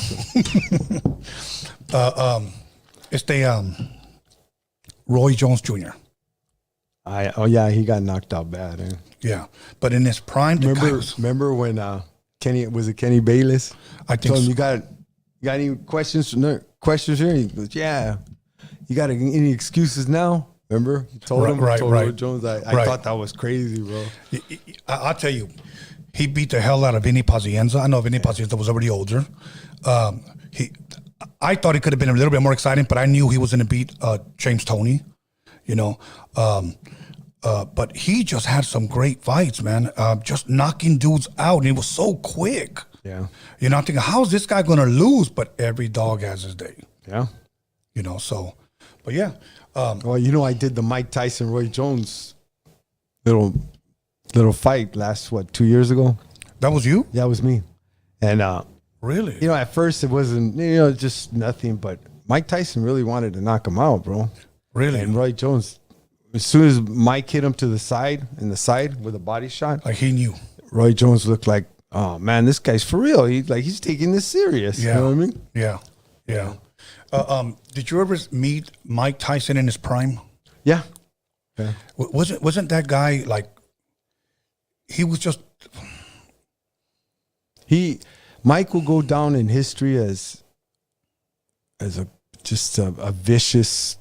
He was just mean, bro. He was a mean person because that's just his character. You know what I mean? He's very arrogant. He was very intimidating looking. You know, Very intimidating looking. You know, the way he walked in the ring, I thought was the coolest. He would just come in with his little towel. Yeah. Like, I'm here to just kill you. I'm not here to be flashy. Same black shorts and black Shoes, yeah. shoes. You know what I mean? And Mike Tyson's Mike Tyson, bro. I've met him numerous times, and I'm trying to get him on my podcast. And he's just now he's probably the nicest guy in Yeah. the world, bro. Yeah. When I met him at a club in Hollywood, and he was walking towards me, and this guy was like, looked like this. And I was like, oh my God. So now I know why men lose fights before they ever step into the ring. Yeah. This guy was just He's intimidating. bro. I'm thinking if I was going to fight him boxing, I would have to really be talking to myself. You know what I mean? Yeah. In his prime, bro, he just looked mean, bro. Just Yeah. I remember when he destroyed, was it Trevor Burbick twice? Yeah. He socked him up in the street too, huh? Yeah, yeah. Who did he sock up in the street? It was Mitch Green. Mitch Green, yeah. Mitch Green, and then he knocked the hell out of Larry Holmes. Yeah. Boy, and then Joe Frazier's son destroyed him. Dude. Like he. Yeah. Now here's my question. It was funny though. After he destroyed Joe Frazier's son, he turned around and told Joe, "I'm sorry, man." Yeah. That was rare, you know, for him to Yeah. say that, but because he did it right in his corner too. Yes. Now, Japan, Buster Douglas. That was a great fight. The day that he loses, as a ref, okay, because this was a controversial call on that fight. When he drops Buster Douglas, Okay. who's the guy on the side of the ring that the ref is supposed to look at to start counting? That's the guy ringing the bell. Okay. Timekeeper. You're Okay. supposed to pick up the count from the timekeeper. Correct. If you guys go back, I don't know if you ever paid attention. I'm sure you have. I didn't. Okay. Why? Was there controversy? Yes. When this guy started, he was like two, like at three, the ref started counting one. So people were saying that he should have been out, that the fight should have been over. But we can look at it after. But when he drops him, the guy starts counting like this: 1, 2, and then he looks over and then he starts counting 1, 2. They were saying that he gave him too much time. 13 count. Yeah. Have you ever given somebody a little bit too much time? No. So it's 10? And I know you're not asking me that, but that would be cheating, bro. Okay. You know what I mean? Okay. I'm not going to cheat for nobody. I won't give a long count. But mind you, we're trained to do the right thing for boxing. Yeah. And it's in the rule book. And a lot of fans don't see that. If they get up by 8, you can stop the count. But they must get up by 10. Say they get up at 9. You know what I mean? They get up at 9. It says in the rule book you must evaluate them. And this is where fans say, you gave him a long count. We didn't give him a long count. We're telling him, walk to that corner and walk back to me. Because if you're in great shape, you could stand there. Right. But when you tell somebody walk over there and walk back to me, they're now they got to make their brain say, turn around and walk over there. It's Right. This is what our doctors tell us. And a lot of fans like, you gave him a long count. No, I gave him the count. He beat the count. He's up. Now I'm evaluating him. Yeah. Walk over there and walk back. And if he walks over there stumbling and walks back stumbling, the fight's over. Yeah. You know what I mean? Yeah. But if he walks over there and walks back, bring it on, you know? You know who's not going to be complaining? That kid's father. You know what I mean? Yeah. Exactly. Yeah. It's most likely the other corner is going to be saying, you know what? You know? Too much time. Okay. Fernando Vargas, I want to ask you this. He fights Trinidad. Before people can sit down, he gets dropped. Okay, in the first round. My opinion, you know how they say this boxer might be a little too green? I thought he was 1 year away from fighting Trinidad. I thought they put him in there too soon.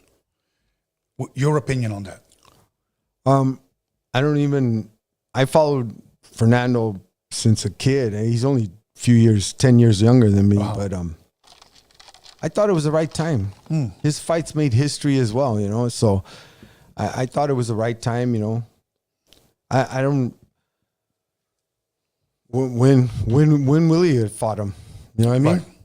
Right. Okay. It might have been a year too late if they would have waited, because didn't he turn around and fight Oscar? Yeah. Within a year after that, Yeah. or the very next year, Right. you know what I mean? Those were great, exciting fights. Yes. So Say, even though Fernando didn't get the outcome right. that he wanted, you know, he just like when he got knocked out by Oscar, it was an ugly knockout. He got beat down. He did. But he gave Oscar hell for 3-4 rounds, bro. Yeah. Yeah. Now let me ask you this. I want to ask you, does this happen?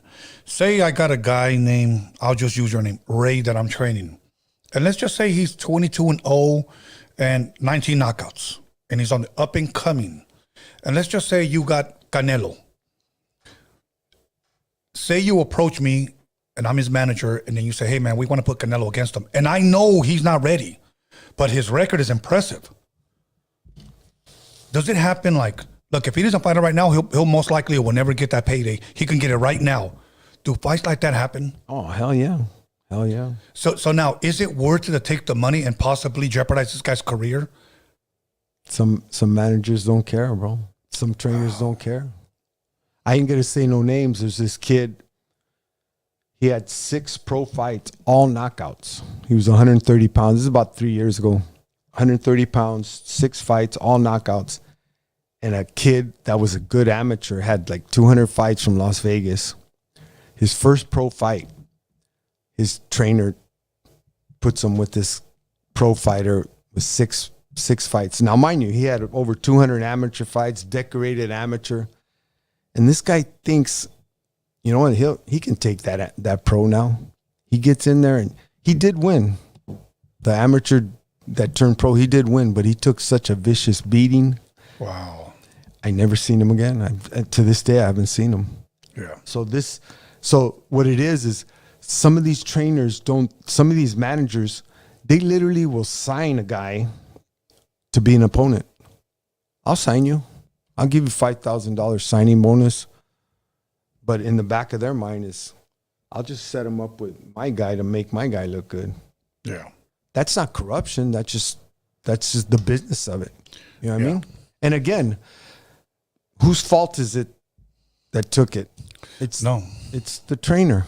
And this is why I love Ben Lira. And there's many trainers like Ben Lira. You're not ready for him, and you're not going to fight. I don't care if they're offering you $100,000 or $1 million. You're not ready for him. And if you take the fight, I'm not training you, you know? Right. Because a good trainer, when the fighter wins, he wins. When the fighter loses, he loses. You know, Freddie Roach, perfect example. You know what? You're not ready to fight that guy, and we're not taking the fight. Ben Lira, the same way. And many, many trainers I know in Southern California, when we're ready for him, we'll take the fight. If we lose that chance to take it, so be it. But then there's a gang of trainers too. Like, hey, man, we're going to get $100,000 to fight him. You know what I mean? Right, right. And who's getting hit in there? The fighter, you know what I mean? Yeah.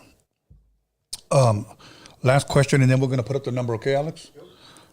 I'm trying to remember the guy's name. Fury and the other guy, those two heavyweights. Yeah. What's that? Dante Wilder. Wilder and Fury. Yeah. Okay. El Moreno. Him. Your opinion on him. I never thought much of him other than he was tall and had a good punch. And if he lands it, most likely to knock you out. I just didn't think he was a good technician, a good boxer. I thought he was overhyped. So they finally put him up against somebody and he gets knocked out both times. If they fight again, I think the same thing will happen. I just think that guy has his number. Your opinion on him. Oh, I can't comment on that. Okay. Because what if I get that fight? What if I get blessed with that fight, bro? You're right. You're right. What I mean? Then they're going to say you favored. Yeah. Okay. Yeah, especially if there's a controversy, you know what I mean? Oh, right. But I think both fighters, and quote me on that, both fighters are good fighters. Okay. Wilder's, I believe is a Moreno. Yes. Okay. His prime against Mike Tyson's prime. Hypothetical scenario. And Mike Tyson couldn't be beat, bro. Okay. I think he would have caught him.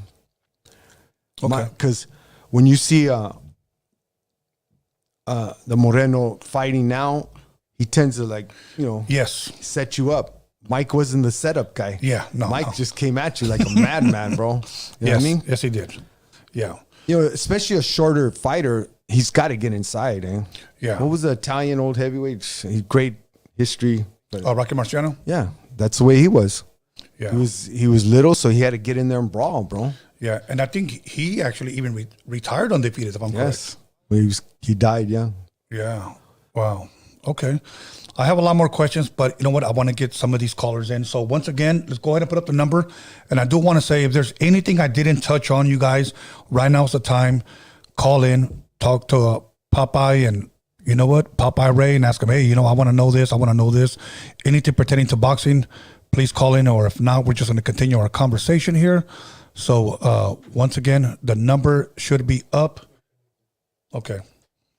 Should be up. Let's go ahead. Let me see. Do I got a volume on these headphones? Put him on. Yeah, we could put them on right now. Okay. Caller, call back. Let me see. Here we go. Caller, your name and where are you calling from? This is the homie Kike from the city of Escondido. What's up, Kike? How you doing, man? You got a question for Popeye Ray? Good, big dog. Gracias. Buenas tardes to Mr. Ray over here and to the rest of the crew. What's up, Holmes? It's just a quick question. It's just a quick question, sir. On I'm not questioning your expertise at all because obviously you've been in the game for a long time and you've seen a lot of things. But when Tony, because I have the same question too. When Tony asked you, what do you think was like the best era for boxing? For like my counter argument would be like, what do you think of the sport being made a joke with like the fight we had with McGregor a couple years back? You know, we've been having a couple exhibition fights like this, and don't you think that it's like they're shitting on the sport? It loses its credibility. Like, Well, I just wanted to get your thoughts on that. You know what? I guess my opinion on that would be, I bought the fight, so the joke's on me, you know. but Jake Paul, he is getting better. McGregor. I mean, again, when McGregor fought Mayweather, I thought, how can McGregor even win? I mean, he's out of his element. But I still bought the fight. It still was exciting. And he did show his colors. McGregor did fight decent for, 6-7 rounds before they stopped the fight. But, I mean, it takes a little skill to get in there with these top fighters. You know, it's just like... I can't comment on what I think the outcome is, but Nate Diaz is going to fight Jake Paul. Yeah. Yeah, they're going to fight boxing. So, I mean, I'm going to buy it. I'm going to watch it. You know, God willing, I could get the fight. You know what I mean? But as long as you train and get in there, bro, I can't say it's a joke. But I don't think it's cool that Jake Paul can get a title fight. And I think that's what Canelo said. You know what? Don't even come at me with that. They had brought it up like a year ago. Yeah. Hey, Jake Paul and Canelo. Like, Canelo was like, stop. You have all these up-and-coming fighters that are fighting these club fights, trying to get a fight. And don't put Jake Paul in front of me for that. And I agree with that. You know, I mean, you got to work your way up there. I hope I answered that right, brother. Yeah, one more follow-up question, man. Okay, going back to the McGregor thing, right? Okay, look, I understand that the man is a professional in his own right, but it's really hard to equate boxing to MMA because Yes. it's a different set of skills. Can we agree on that? Oh, totally, bro. Totally. That's why. Okay. That's why I so said, why didn't anybody think he was gonna win against Mayweather? I never even knew. No, like Yeah.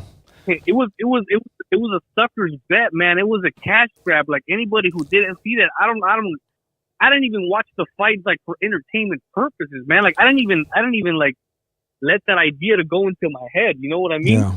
Yeah. But what I'm trying to get at, I guess, is like for the rest of the boxers who have dedicated their entire lives to the sport, like to me, it's a huge sign of disrespect to allow something like that to happen and to give it the attention that we gave it. Yeah. Yeah. You know, my son's a professional fighter. Again, he's got 10 fights, 3 wins, 10 fights, all wins, 3 knockouts. It would break my heart if they let some YouTube star get a shot before him, you know? So I agree with you on that, but I don't make that call, brother. Yeah. I don't make that call. And again, the people are buying these fights. People are buying these fights. Like the Nate Diaz and Jake Paul. I mean, For sure. You know what I mean? For sure. Which is, I'm sorry to interrupt you, man, again, but it's like I was saying, like, when he asked you if you could, like, somewhat try to, like, separate boxing by eras, it's like, this is another reason why I go towards that argument that today's boxing or just this generation of boxers just has no place in the conversation to, like, even like the early 2000s to the 90s or even the 80s and the 60s. You know, like there's just no competition because the level of boxing has gone out the window when you're favoring entertainment. Yeah. Okay. I can't argue that. I can't argue that, brother. Okay. Kike, one question for you. Yeah, that was just, But you know what? go ahead, I encourage you, brother, to go to these club fights, and you're going to see some great up and coming fighters. And even in the MMA, you come to the club shows, you're going to see some great MMA. And that's why I say Roy Inglebrick in Orange County, he has hybrid shows. He'll have 4 boxing and 4 MMA, and they're all up and coming. But you won't see an MMA fighting a boxer, you know? Okay. So, Kike, my question for you is this. Did you watch the Ryan Garcia and Tank Davis fight? no, I did not. Oh, okay. Did you watch any of the highlights? No. Okay. Then my question doesn't even matter. Thank you for calling, my Yeah, bro. like I was gonna tell you, bro. Like, yeah, no doubt. But this generation of boxing just completely turned me off to the sport, man. All good. Thank you, Carnal. Appreciate Thank you, homie. brother. Believe it. Okay. And you know what, Ray? There's a lot of fans that feel that way about it. So, caller, you called and hanged up. Make sure you guys call back. Right now we have an opportunity. Let's see. Caller, your name and where are you calling from? Hey, what's up, Tony? Hey, Popeye, this is Jay from the IE. Hey, what's I up, was Jim? just calling. Hey, I grew up in East LA, and I want to ask Popeye if he knew Eddie the Animal Lopez. Yes, He I was knew him the first very well. East LA sensation. I was in Youth Authority with him, YTS. Used to pick on me a lot. He good guy though, man. But he was really playful and always hitting me in the side, and he was a great guy. I knew him very, very well. Yeah. Yeah. He wanted to train my boys. I got 3 boys. They're all in boxing. He wanted to train them. Sadly, he passed away. Yeah. But you know, he was from Hazard Gang. He was in Rocky 2. He did bodyguard work for Cher and Roberto Duran. And man, I heard some gruesome stories of him when I was growing up about he used to go around with Giant from Hazard. I mean, they would get out and they would box. They were bloody, you know? Yeah. And but the one story that sticks to me the most is that he sparred with Ali, Frazier, Foreman, and Norton, and he whooped them all. They didn't want to give him a title shot, you know? And that goes. I don't know if you heard that. No, I heard he sparred all those guys too, you know. And when we were in YTS, he nobody could touch him there. Nobody could touch him. I know it was Youth Authority, but there was some good boxers in there, and he played with them, bro.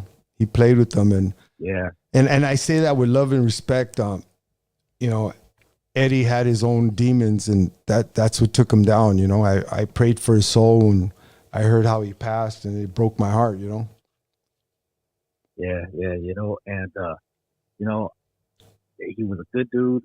Yeah. You know, and I just want to say it wasn't fair, you know, towards the end of his life. You know, he worked in a lot of bars in Highland Park and El Sereno, and dudes would end up saying, "Oh, I ended up eating Eddie the Animal Lopez last night." But what time was it? It was 2:00 in the morning. I was at the bar, you know. Yes. And you know, He was they even wouldn't in handle him any other time. You know? he was even in my neighborhood there for a couple of times. I seen him at the park. Like, what the heck are you doing here, Holmes? You know. Yeah.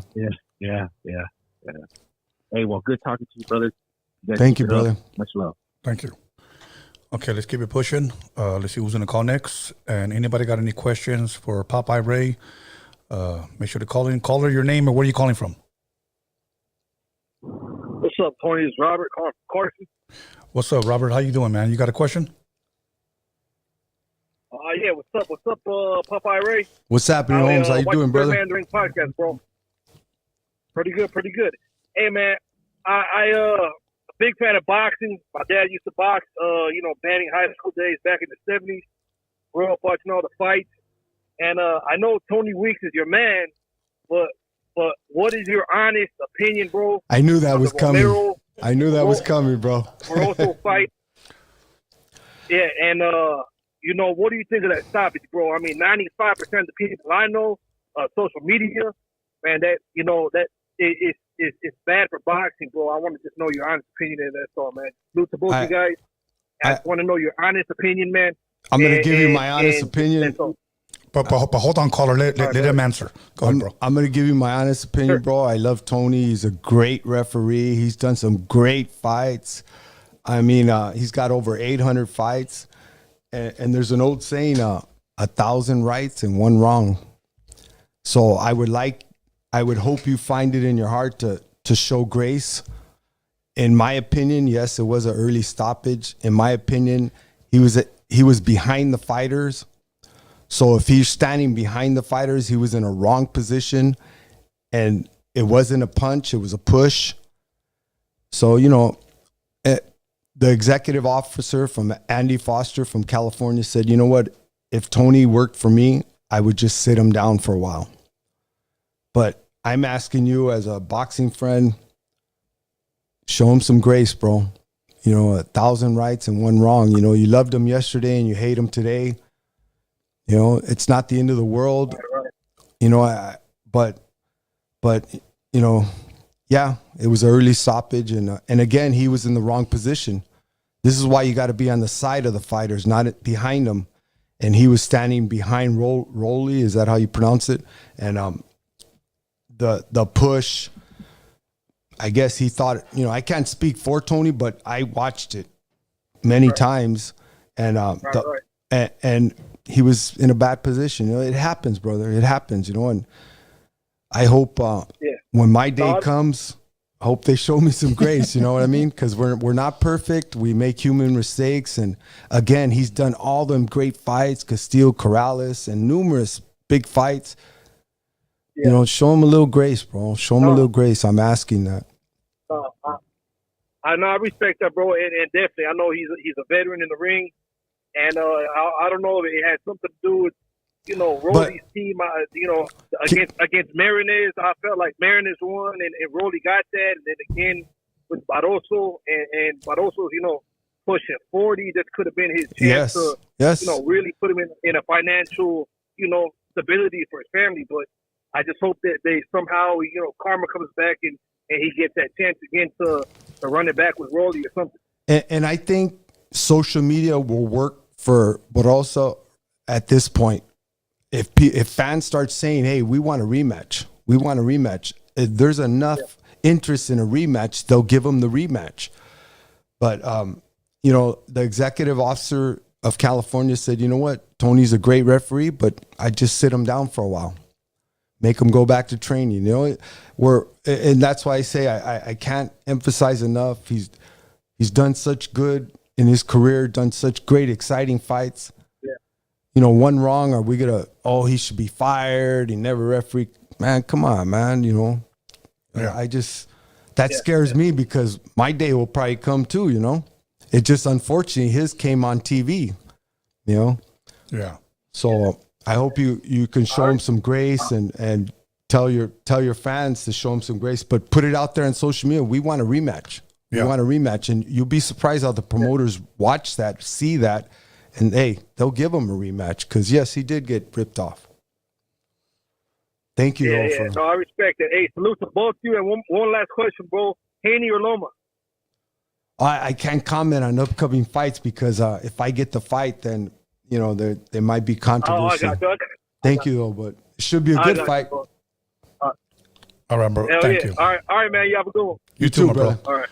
Okay, let's keep it pushing, you guys. We got a couple of more minutes. Let's get some more calls in. Anything that I didn't ask them, anything you guys thought I should have asked them, call in right now. I'm giving you guys, the fans, the opportunity to, once again, talk to Popeye Ray. Anything about boxing, anything you guys want to ask. Here we go. Let me see. Caller, your name and where you calling from? Hello, Tony. What's up, Popeye? What's up, brother? How you doing? Brad Pitbull. Excellent, man. Thank you for taking my call. There's Brad Pitbull calling from Jumanji again. All good. And wanted to let you guys know that iFools, that they're hardcore boxing fans, but I wanted to let Popeye know that iFools are so dedicated in boxing that they have boxing gloves tatted on their butt cheeks, and under it says, "Beat it like a champ." But all right. I wanted to, hey, Pop, I wanted to ask you a question. I saw some video on Julio Cesar Chavez that he used to wear a red bandana against Brujeria. I was wondering if you know anything about that, and or any other fighters who had certain rituals or superstitions before or during the fight.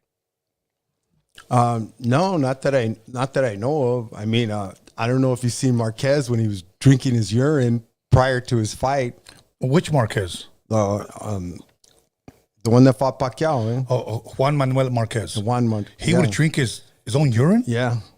I don't know what that was about, but the Julio question that he's asking, I saw something like that on YouTube, that supposedly somebody was casting a spell against or whatever, and that supposedly that red little bandana that he would wear was supposedly so that it wouldn't affect him. Oh. In so many words, I don't know if you ever seen Pacquiao's mom. No. She was doing some kind of spell there towards the end. She was sitting ringside and she was doing some crazy stuff, but no. Wow. I don't know any. I'm sure there's a lot that do, All right, cool. And then just on the final note is that for training camps too, LA fools, they chase the gallo in training camp, and then Texas fools, they chase the chupacabras in training camp. But there you go. All right, thank you, Popeye. Have All right, a good night. brother. I'll be watching. Thank you, bro. Okay, let's keep it pushing, you guys. I got a couple of more questions for Popeye. So I'm going to give you guys at least about 3 more calls. Let's see. Caller, your name or where are you calling from? Mo from the North Bay. What's good, my brother? Hey, what's up, guys? How you doing, Popeye? How you doing, brother? How you doing? Yeah, good. I have a question for you. I don't know if you already answered, but I haven't listened to the full thing. But in your personal opinion, do you think Ryan Garcia had a chance against Tank Davis? After the fact, no. I actually called it with my son. I have 5 sons, and we all watched it at my house. I think Tank will take him out in the 8th round, and I missed it by 1 round. When they interviewed Tank Davis after the fight, he says, that was an easy fight because I recognized what he was doing. If you see all of Tank Davis's fight, he allows the fighters to build confidence. He allows them to just walk in. And the last thing you want to do is walk into a fight. Walk into a puncher like that. You got to walk them down, work off the jab, work the body. But he allows everybody, Barrios, Leo Santa Cruz, all these fighters just kept coming forward. And then in the 6th, 7th, 8th round, he knocks them out. So I called it perfectly. And when they asked Tank Davis, why it was so easy, he goes, I recognized everything he was doing, And that's not to belittle Ryan. I think he's a good fighter. He just wasn't ready for it, The reason why I asked that is because I know a lot of people were like, oh, Ryan, the Mexican side and all this. But, I looked at it like the big picture of everything, right? Yeah. First of all, those are a bunch of, those are just a bunch of fans that that. First of all, Ryan can't even talk Spanish if his fucking life depended on it. They were just using the whole fucking Mexican thing. Obviously Mexicans buy, the community, the Hispanic community buys more pay-per-views. So for me, that was already a throw off. I hate when American. Yeah, I don't bring race into that. Be trying to do that. I don't bring race into that. Just trying to bring all of a sudden I'm Mexican, but your whole career you're American until it starts getting to the pay-per-views and all this stuff. So it's I didn't really that's another thing, but I don't know how people didn't see that Ryan had no chance. Even before the fight, just Ryan's not even there. Ryan's been pulling out of fights. Ryan makes up excuses about how he's mental health and all this crap. So it's I don't know how people saw how he had even a chance of winning against somebody like Tank Davis, where in reality, this he got dropped by Campbell, and Campbell's not even known for a crazy ass puncher or anything like that. He got dropped, almost got knocked out in that fight. Yeah. Previous to that fight, he had been already pulling out of fight. So what do you think that the whole Ryan Garcia versus Tank, now that it's all over and done, now that you see everything, do you think it was just more for a money grab, or an actual fight compared to Tito Trinidad and De La Hoya, where it's these guys are both at that level of skill set, compared to like Tank and Garcia. Like Tank versus Garcia, like that was crap, dude. Like there's previous opponents that gave Davis a harder time than Garcia. Like that whole Garcia thing, it was just like it was just a shit show, and Ryan should have not even. You gotta remember like the whole popularity. I mean, in my opinion, Ryan Garcia has a big amateur career, so he can fight. Was he ready for Tank? Well, obviously not, but he had a big amateur career. But you got to remember, he's a YouTube star with an amateur career. So he's not a Jake Paul. He's way above Jake Paul. He has an amateur career. He knows how to fight. But again, he obviously wasn't ready for Tank Davis, And when Ryan Garcia fought at the Staples Center like 2 years ago, man, he sold out. Yeah. But there was a lot of teeny boppers, a lot of teenagers that were there that you could tell don't even follow boxing, but they went to follow Ryan Garcia. So, yeah. All good, caller. Any other questions or we're good? All right. No, we're good. Thank you, guys. Thank you, brother. Thank you. Okay, let's keep it pushing. Who was going to call in? I like these questions. They're not holding back. They're being honest. And so let's keep it going, you guys. Let's see who's going to call next. We'll take 2 more calls. My wife's calling in. Oh, I know. I'm going to get you out of here soon. So once again, okay. Let's see. Here we go. Caller, your name and where you calling from? Boo. You want to say boo. Caller, your name and where you calling from? Jay, South Texas. What's going on, Jay, from South Texas? What's going on, Tony? Buenas noches, Popeye. How you doing, brother? Yes, sir. Doing well, man. Earlier, I got a quick question. Earlier, I heard you mention that you had that in your career you haven't seen a rigged fight or a fixed fight, and one fight comes to mind. Bradley Pacquiao won. Wasn't that the scorecards though? That there was a decision. Yeah, that was the scorecards. You know what? We've had controversies on the scorecards for countless of fights, even in California. But again, I can only speak on California. If there's an outrageous score, Andy Foster, the boss, Mark Relia, the lead supervisor, he will sit you down and you won't work. Now, do the fans know that? Obviously, they don't. They don't put no letter out, hey, these guys are punished. But in California, that's what happens. And there's been a couple of split decisions. There's been a couple where, like, wow, what made you score that? And that's what happens in California. I can only speak on California, even though I've had fights all over the world. In California, if you have a controversial scorecard, you will definitely be sat down. And as far as refereeing, if we stop a fight way too early, you're going to have a good explanation. And if it doesn't fit the criteria, so to speak, with the boss, Andy Foster and Mark Relia, you won't work for a while, But I do remember that controversy. They gave it to Bradley, right? Yes, sir. I remember that, yeah. Yeah, I remember watching that, and that came to mind. I got a quick second question. Earlier, I also heard you mention the importance of raza not hating on raza, and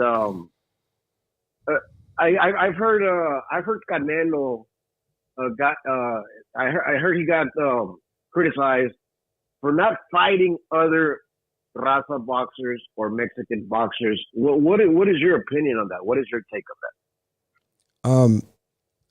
I really have no opinion. I mean, I heard the same thing. Benavidez wants to fight him, but I don't think I've actually heard it from his mouth that he don't want to fight another Mexican. And you got to remember, some of it might be hype, but again, I know from the promoter side, the one putting on the venue, sometimes the other opponent will want too much money to fight Canelo. And they're like, I'm not going to pay you that to fight Canelo, you know? So that's where some people say, he's avoiding that fighter, or he's avoiding this fighter. But what it is they're asking for too much money to fight. But one thing I do remember Benavidez saying a couple years back, he goes, I'll take the pay cut to fight Canelo, and then when I win, then you're going to pay me to let him have a rematch. That was the best way to put it. But about Canelo saying that, I think it was just, I don't remember Canelo saying it, actually his voice saying that. I just heard that he doesn't want to fight Mexican fighters. And he's actually fighting for the first time, if I'm correct, in Mexico. Yeah, he fought 2 weeks ago there. Okay, is that what he did? Yeah, he fought in Mexico City. Okay. For some reason, I thought that he was barely going to fight, but no, you said he just fought. Yeah, he just fought. Okay. So, Mr. Popeye, will we get the Mexican Monster and that Canelo fight? I couldn't tell you, brother. I couldn't tell you. That's up to the promoters, his manager, and Canelo's manager. They're the ones that sit down and cut the deal, put up the contract. You know, I hope we do. I just want, you know, when there's controversy stuff like this, what happened this last week with Tony Weeks, I just, you know, there's politics. And I don't see corruption. I see politics. Politics are, I know sometimes they go hand in hand with corruption, but I've never seen corruption. I see politics, though. And politics are ugly, you know. You're not going to fight my guy because you're not connected to the promoter, or you're not going to fight my guy, or my guy's going to get a chance before your guy. But to say that it's corrupt, those days are over. With all the cameras, with all the, everybody records everybody. You'll be cutting your own throat. Okay.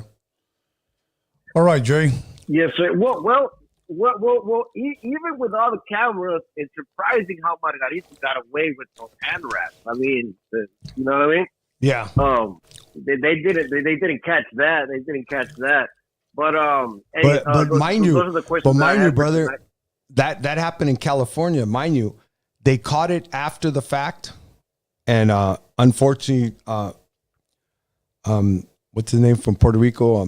Cotto took the worst of it. But a lot of big time heads in California got fired behind that fight.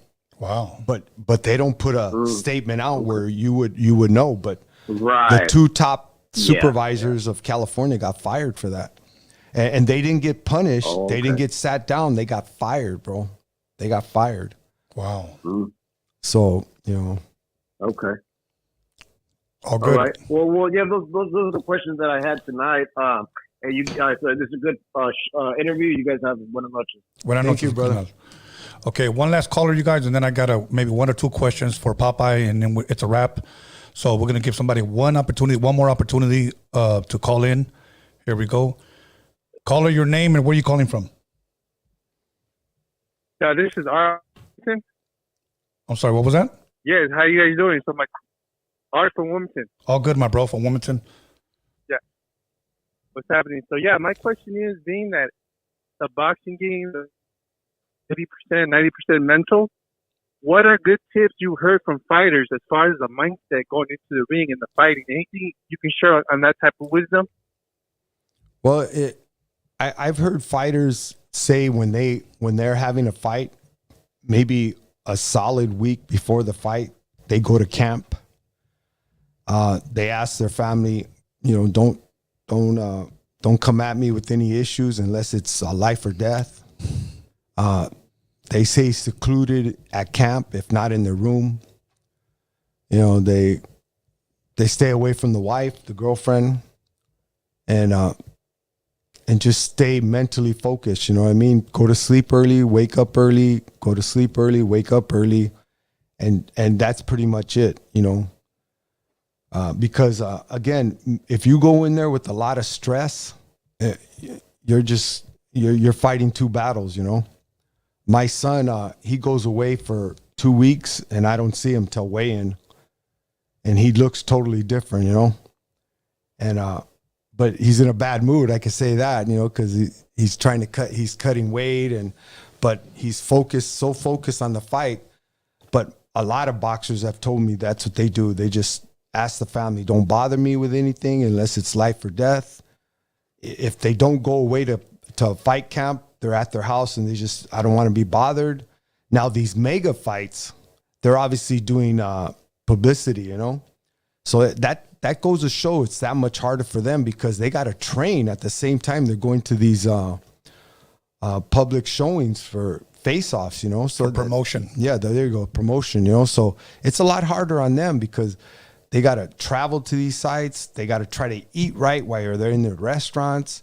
So, you know, they got a lot on their shoulders, you know? Some of them handle it better than others. Mayweather's a perfect example. It looks like nothing phases him because he already knows. And Tank Davis, the more big fights you have, the more ways you know how to handle it. But either way, they still have to get focused. Yeah. I hope I answered that well. Good. Absolutely. Thank you for that wisdom. Appreciate it. Thank you, my bro. Brother. Okay.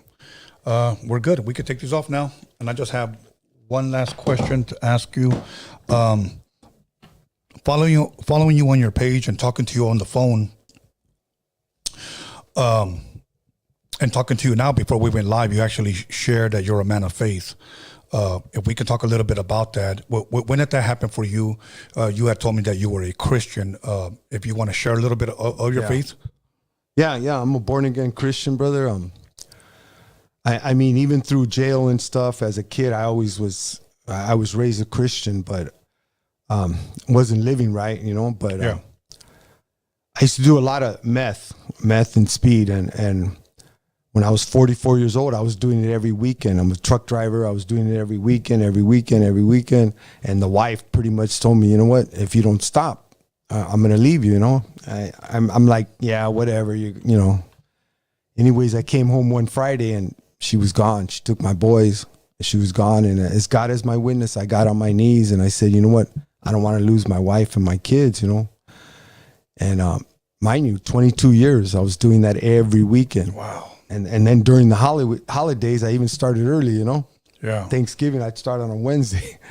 But I giggle about it now. But I was a working drug addict. You know, I was a functioning drug addict, but I was still a drug addict, you know. I had an old saying, I'd work more hours to buy more drugs to work more hours, you know. Yeah. And the wife told me, you know, and she did. She kept her word. She left. But that day, speed it out and everything, I got on my knees and I said, you know what, God, give me my family back and I'll follow you. And you know what, within a week she came back on, and I've been serving God ever since, you know. That's awesome. Now mind you, I'm not nobody's perfect. No, there's no such thing as a perfect Christian. I don't walk on water. I have my bad days, but faithfully I've been walking with him going on 17 years now, you know. Wow. You know what I mean? I read my Bible every morning. I go to church. I try to walk it. I try to talk it. And, you know, that if I was to die today, I'd rather be known as Popeye the Christian than Popeye the homeboy, you know? Yeah. Well, I'm glad you shared that. Now, you said you were on drugs. Do you believe your faith, having a relationship with God, helped you deliver you from that? Oh, what else could have done, brother? Yeah. I when my wife was sweating me like a year prior to that, you got to stop. I literally would tell her, I can't see myself living without getting high. Every Friday, I worked graveyard. Every Friday I'd go to the homeboy's house, pick up my 8-ball of speed. That's how much I was doing, an 8-ball of speed. And I do it from Friday morning all the way to Sunday night and go to work. And I just couldn't see myself not living without getting high, you know? Right, that's how much you were dependent on it. Yeah, I was dependent on it, bro. I was hooked, man. Yeah. I was hooked, you know. I didn't slam it. I snorted it, but it's still a mental hook, you know. And mind you, I went cold turkey. I didn't, but I still struggled. I never backslid. I never got high again, but it was always on my mind for a couple of years, you know. But that's the power of God, you know. That's the power of God, bro. When you started with this whole, if I may call it the drug addiction thing, did it start off by you just occasionally just getting high with the homies, and then eventually it just. Well, you know, when you get out of jail, you know, you party, and yeah, that's where it started. And then it was just a slippery slope. Yeah, just constantly getting high. You know, What advice would you give somebody that's watching right now, and maybe they're going through what you went through, and they're thinking, I want to stop too. I don't want to lose my family. What can I do? What message would you give them? Well, what I would tell you, brother, is you got to surrender your life to God, bro. You know what? Some of us are like, well, you know, I don't feel God. It's not about feeling him. It's you got to walk by faith, Holmes. Yes. And you know what? If you see what's happening in the world today, it's in the book of Revelations. Now, this is a book that was written over 2,000 years ago. Yeah. How do you explain that? So that in itself should tell you God is real. You're not always going to feel him. Yeah. You know what I mean? That's what faith is all about, you know? Sometimes we pray like, you know what, God, get me out of this situation. And he turns around to test your faith. He gives you a harder problem. You know, when you say, you know what, God, I want this sickness to go away, and it doesn't go away. Mind you, we're not all going to go to heaven, bro. If that was the case, it wouldn't be in hell, you know? And if you don't believe in God, bro, then rub your rabbit's foot and good luck or something, you know? Yeah. But I know many dope fiends. I know many jailbirds, pintos, you know, that through God, they've changed their life. You know what I mean? Yeah. And how can I do 22 years of doing speed every weekend? And again, starting during the week, I went cold turkey, bro. I went cold turkey, you know, and that was the power of God. You've bro. been blessed. You still have a sound mind. Okay. You know, my wife will disagree with that. But Okay. you know, yeah. but you've been a good, I'm going to say it, you've been a good example. You know, God has changed your life. You've allowed him to. You surrendered, like by your own admission. You surrendered. You read your scriptures, and that's where you get your knowledge and your wisdom from. Yeah.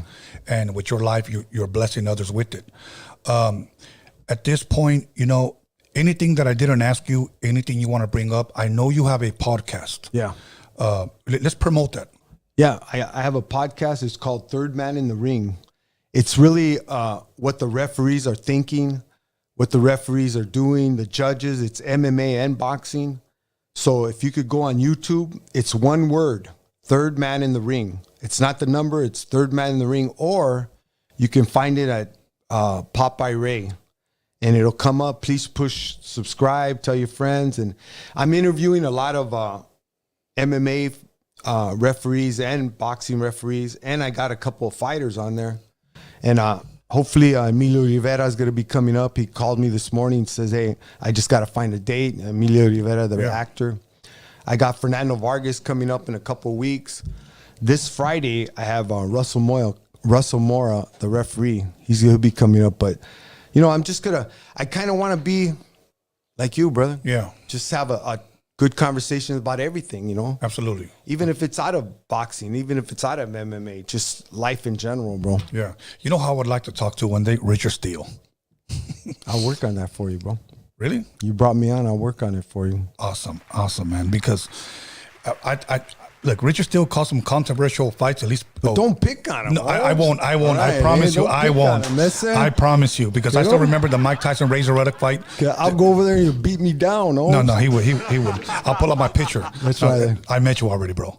But another guy, bro, that hurts me. It's Mills Lane, because I know he passed away already, bro. Yeah. So Mills Lane. He was awesome, man. He was awesome, bro. Yeah. Another guy that I met. And I'm sure you met him too. Remember Bert Sugarman? Yeah. He was another one. I took a picture with him too. I used to see him in Vegas all the time, and I used to always ask him questions. Hey, what do you think about that? And he'd tell me the truth. Yeah.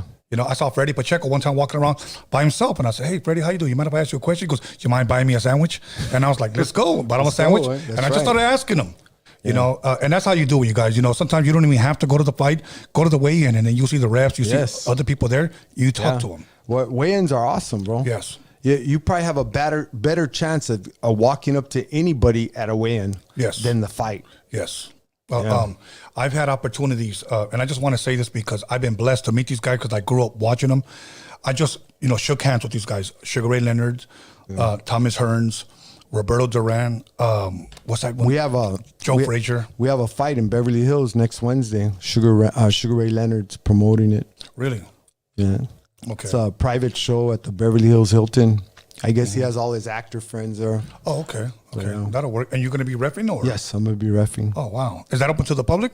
I don't know. You should check it out. Beverly Hills Hilton, the 24 Wednesday. Okay. That's just Definitely. up the street from you, Holmes. Yeah. Definitely check that out, man. Yeah. So other than I know that, they're having the Wednesday, the weigh-ins Tuesday. okay. You could find out everything there. Yeah. Okay. I'll definitely check it out. Other than your podcast, anything else that I just want to thank you for having me on, bro. Thank you, and giving me carnal. the chance. Muchas gracias for sharing your story.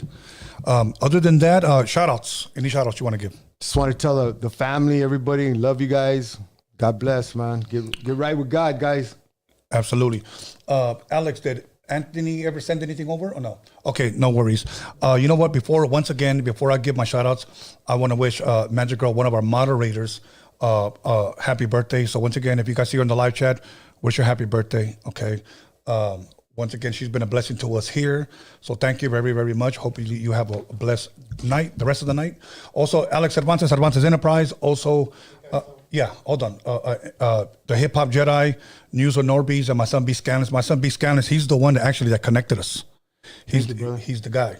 Okay, and then we got some live chats, super chats, or whatever they're called. Go for it. Okay, King Joker dropped $3. Uh-huh. They said saludos from East Salinas, California. Saludos. Andy versus Wilder, who wins? But Enrique Ledesma dropped $4.99. He said, "May the highest continue to bless you and your familia, for without God we are nothing." That's right. Thank you. Absolutely. And that's it. Okay. Once again, you guys, thank you guys very, very much for tuning in. I really, really enjoyed this because for a moment, I went out of the whole music element and I talked to you about something that's very dear to me, the sport of boxing. That's right. So muchas gracias. Thank you for having me on, brother. Thank you, and you're very welcome. And hopefully you can hook up the whole Richard Steele thing. Yeah, I promise I won't pick on him. So anyways, we're out of here, you guys. Stay blessed. See you guys here. What's today? Wednesday? See you guys here tomorrow with News of Norbies, Friday Freaky Tales, and then back Sunday. We out. Thank you.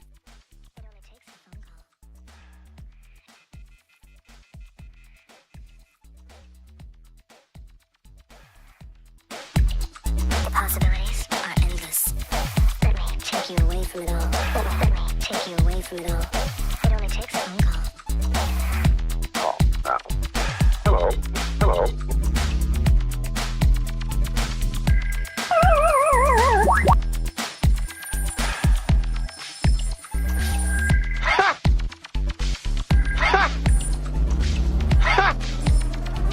Let me show you another world of excitement. Let me take you away from it all. You win. It only takes a phone call.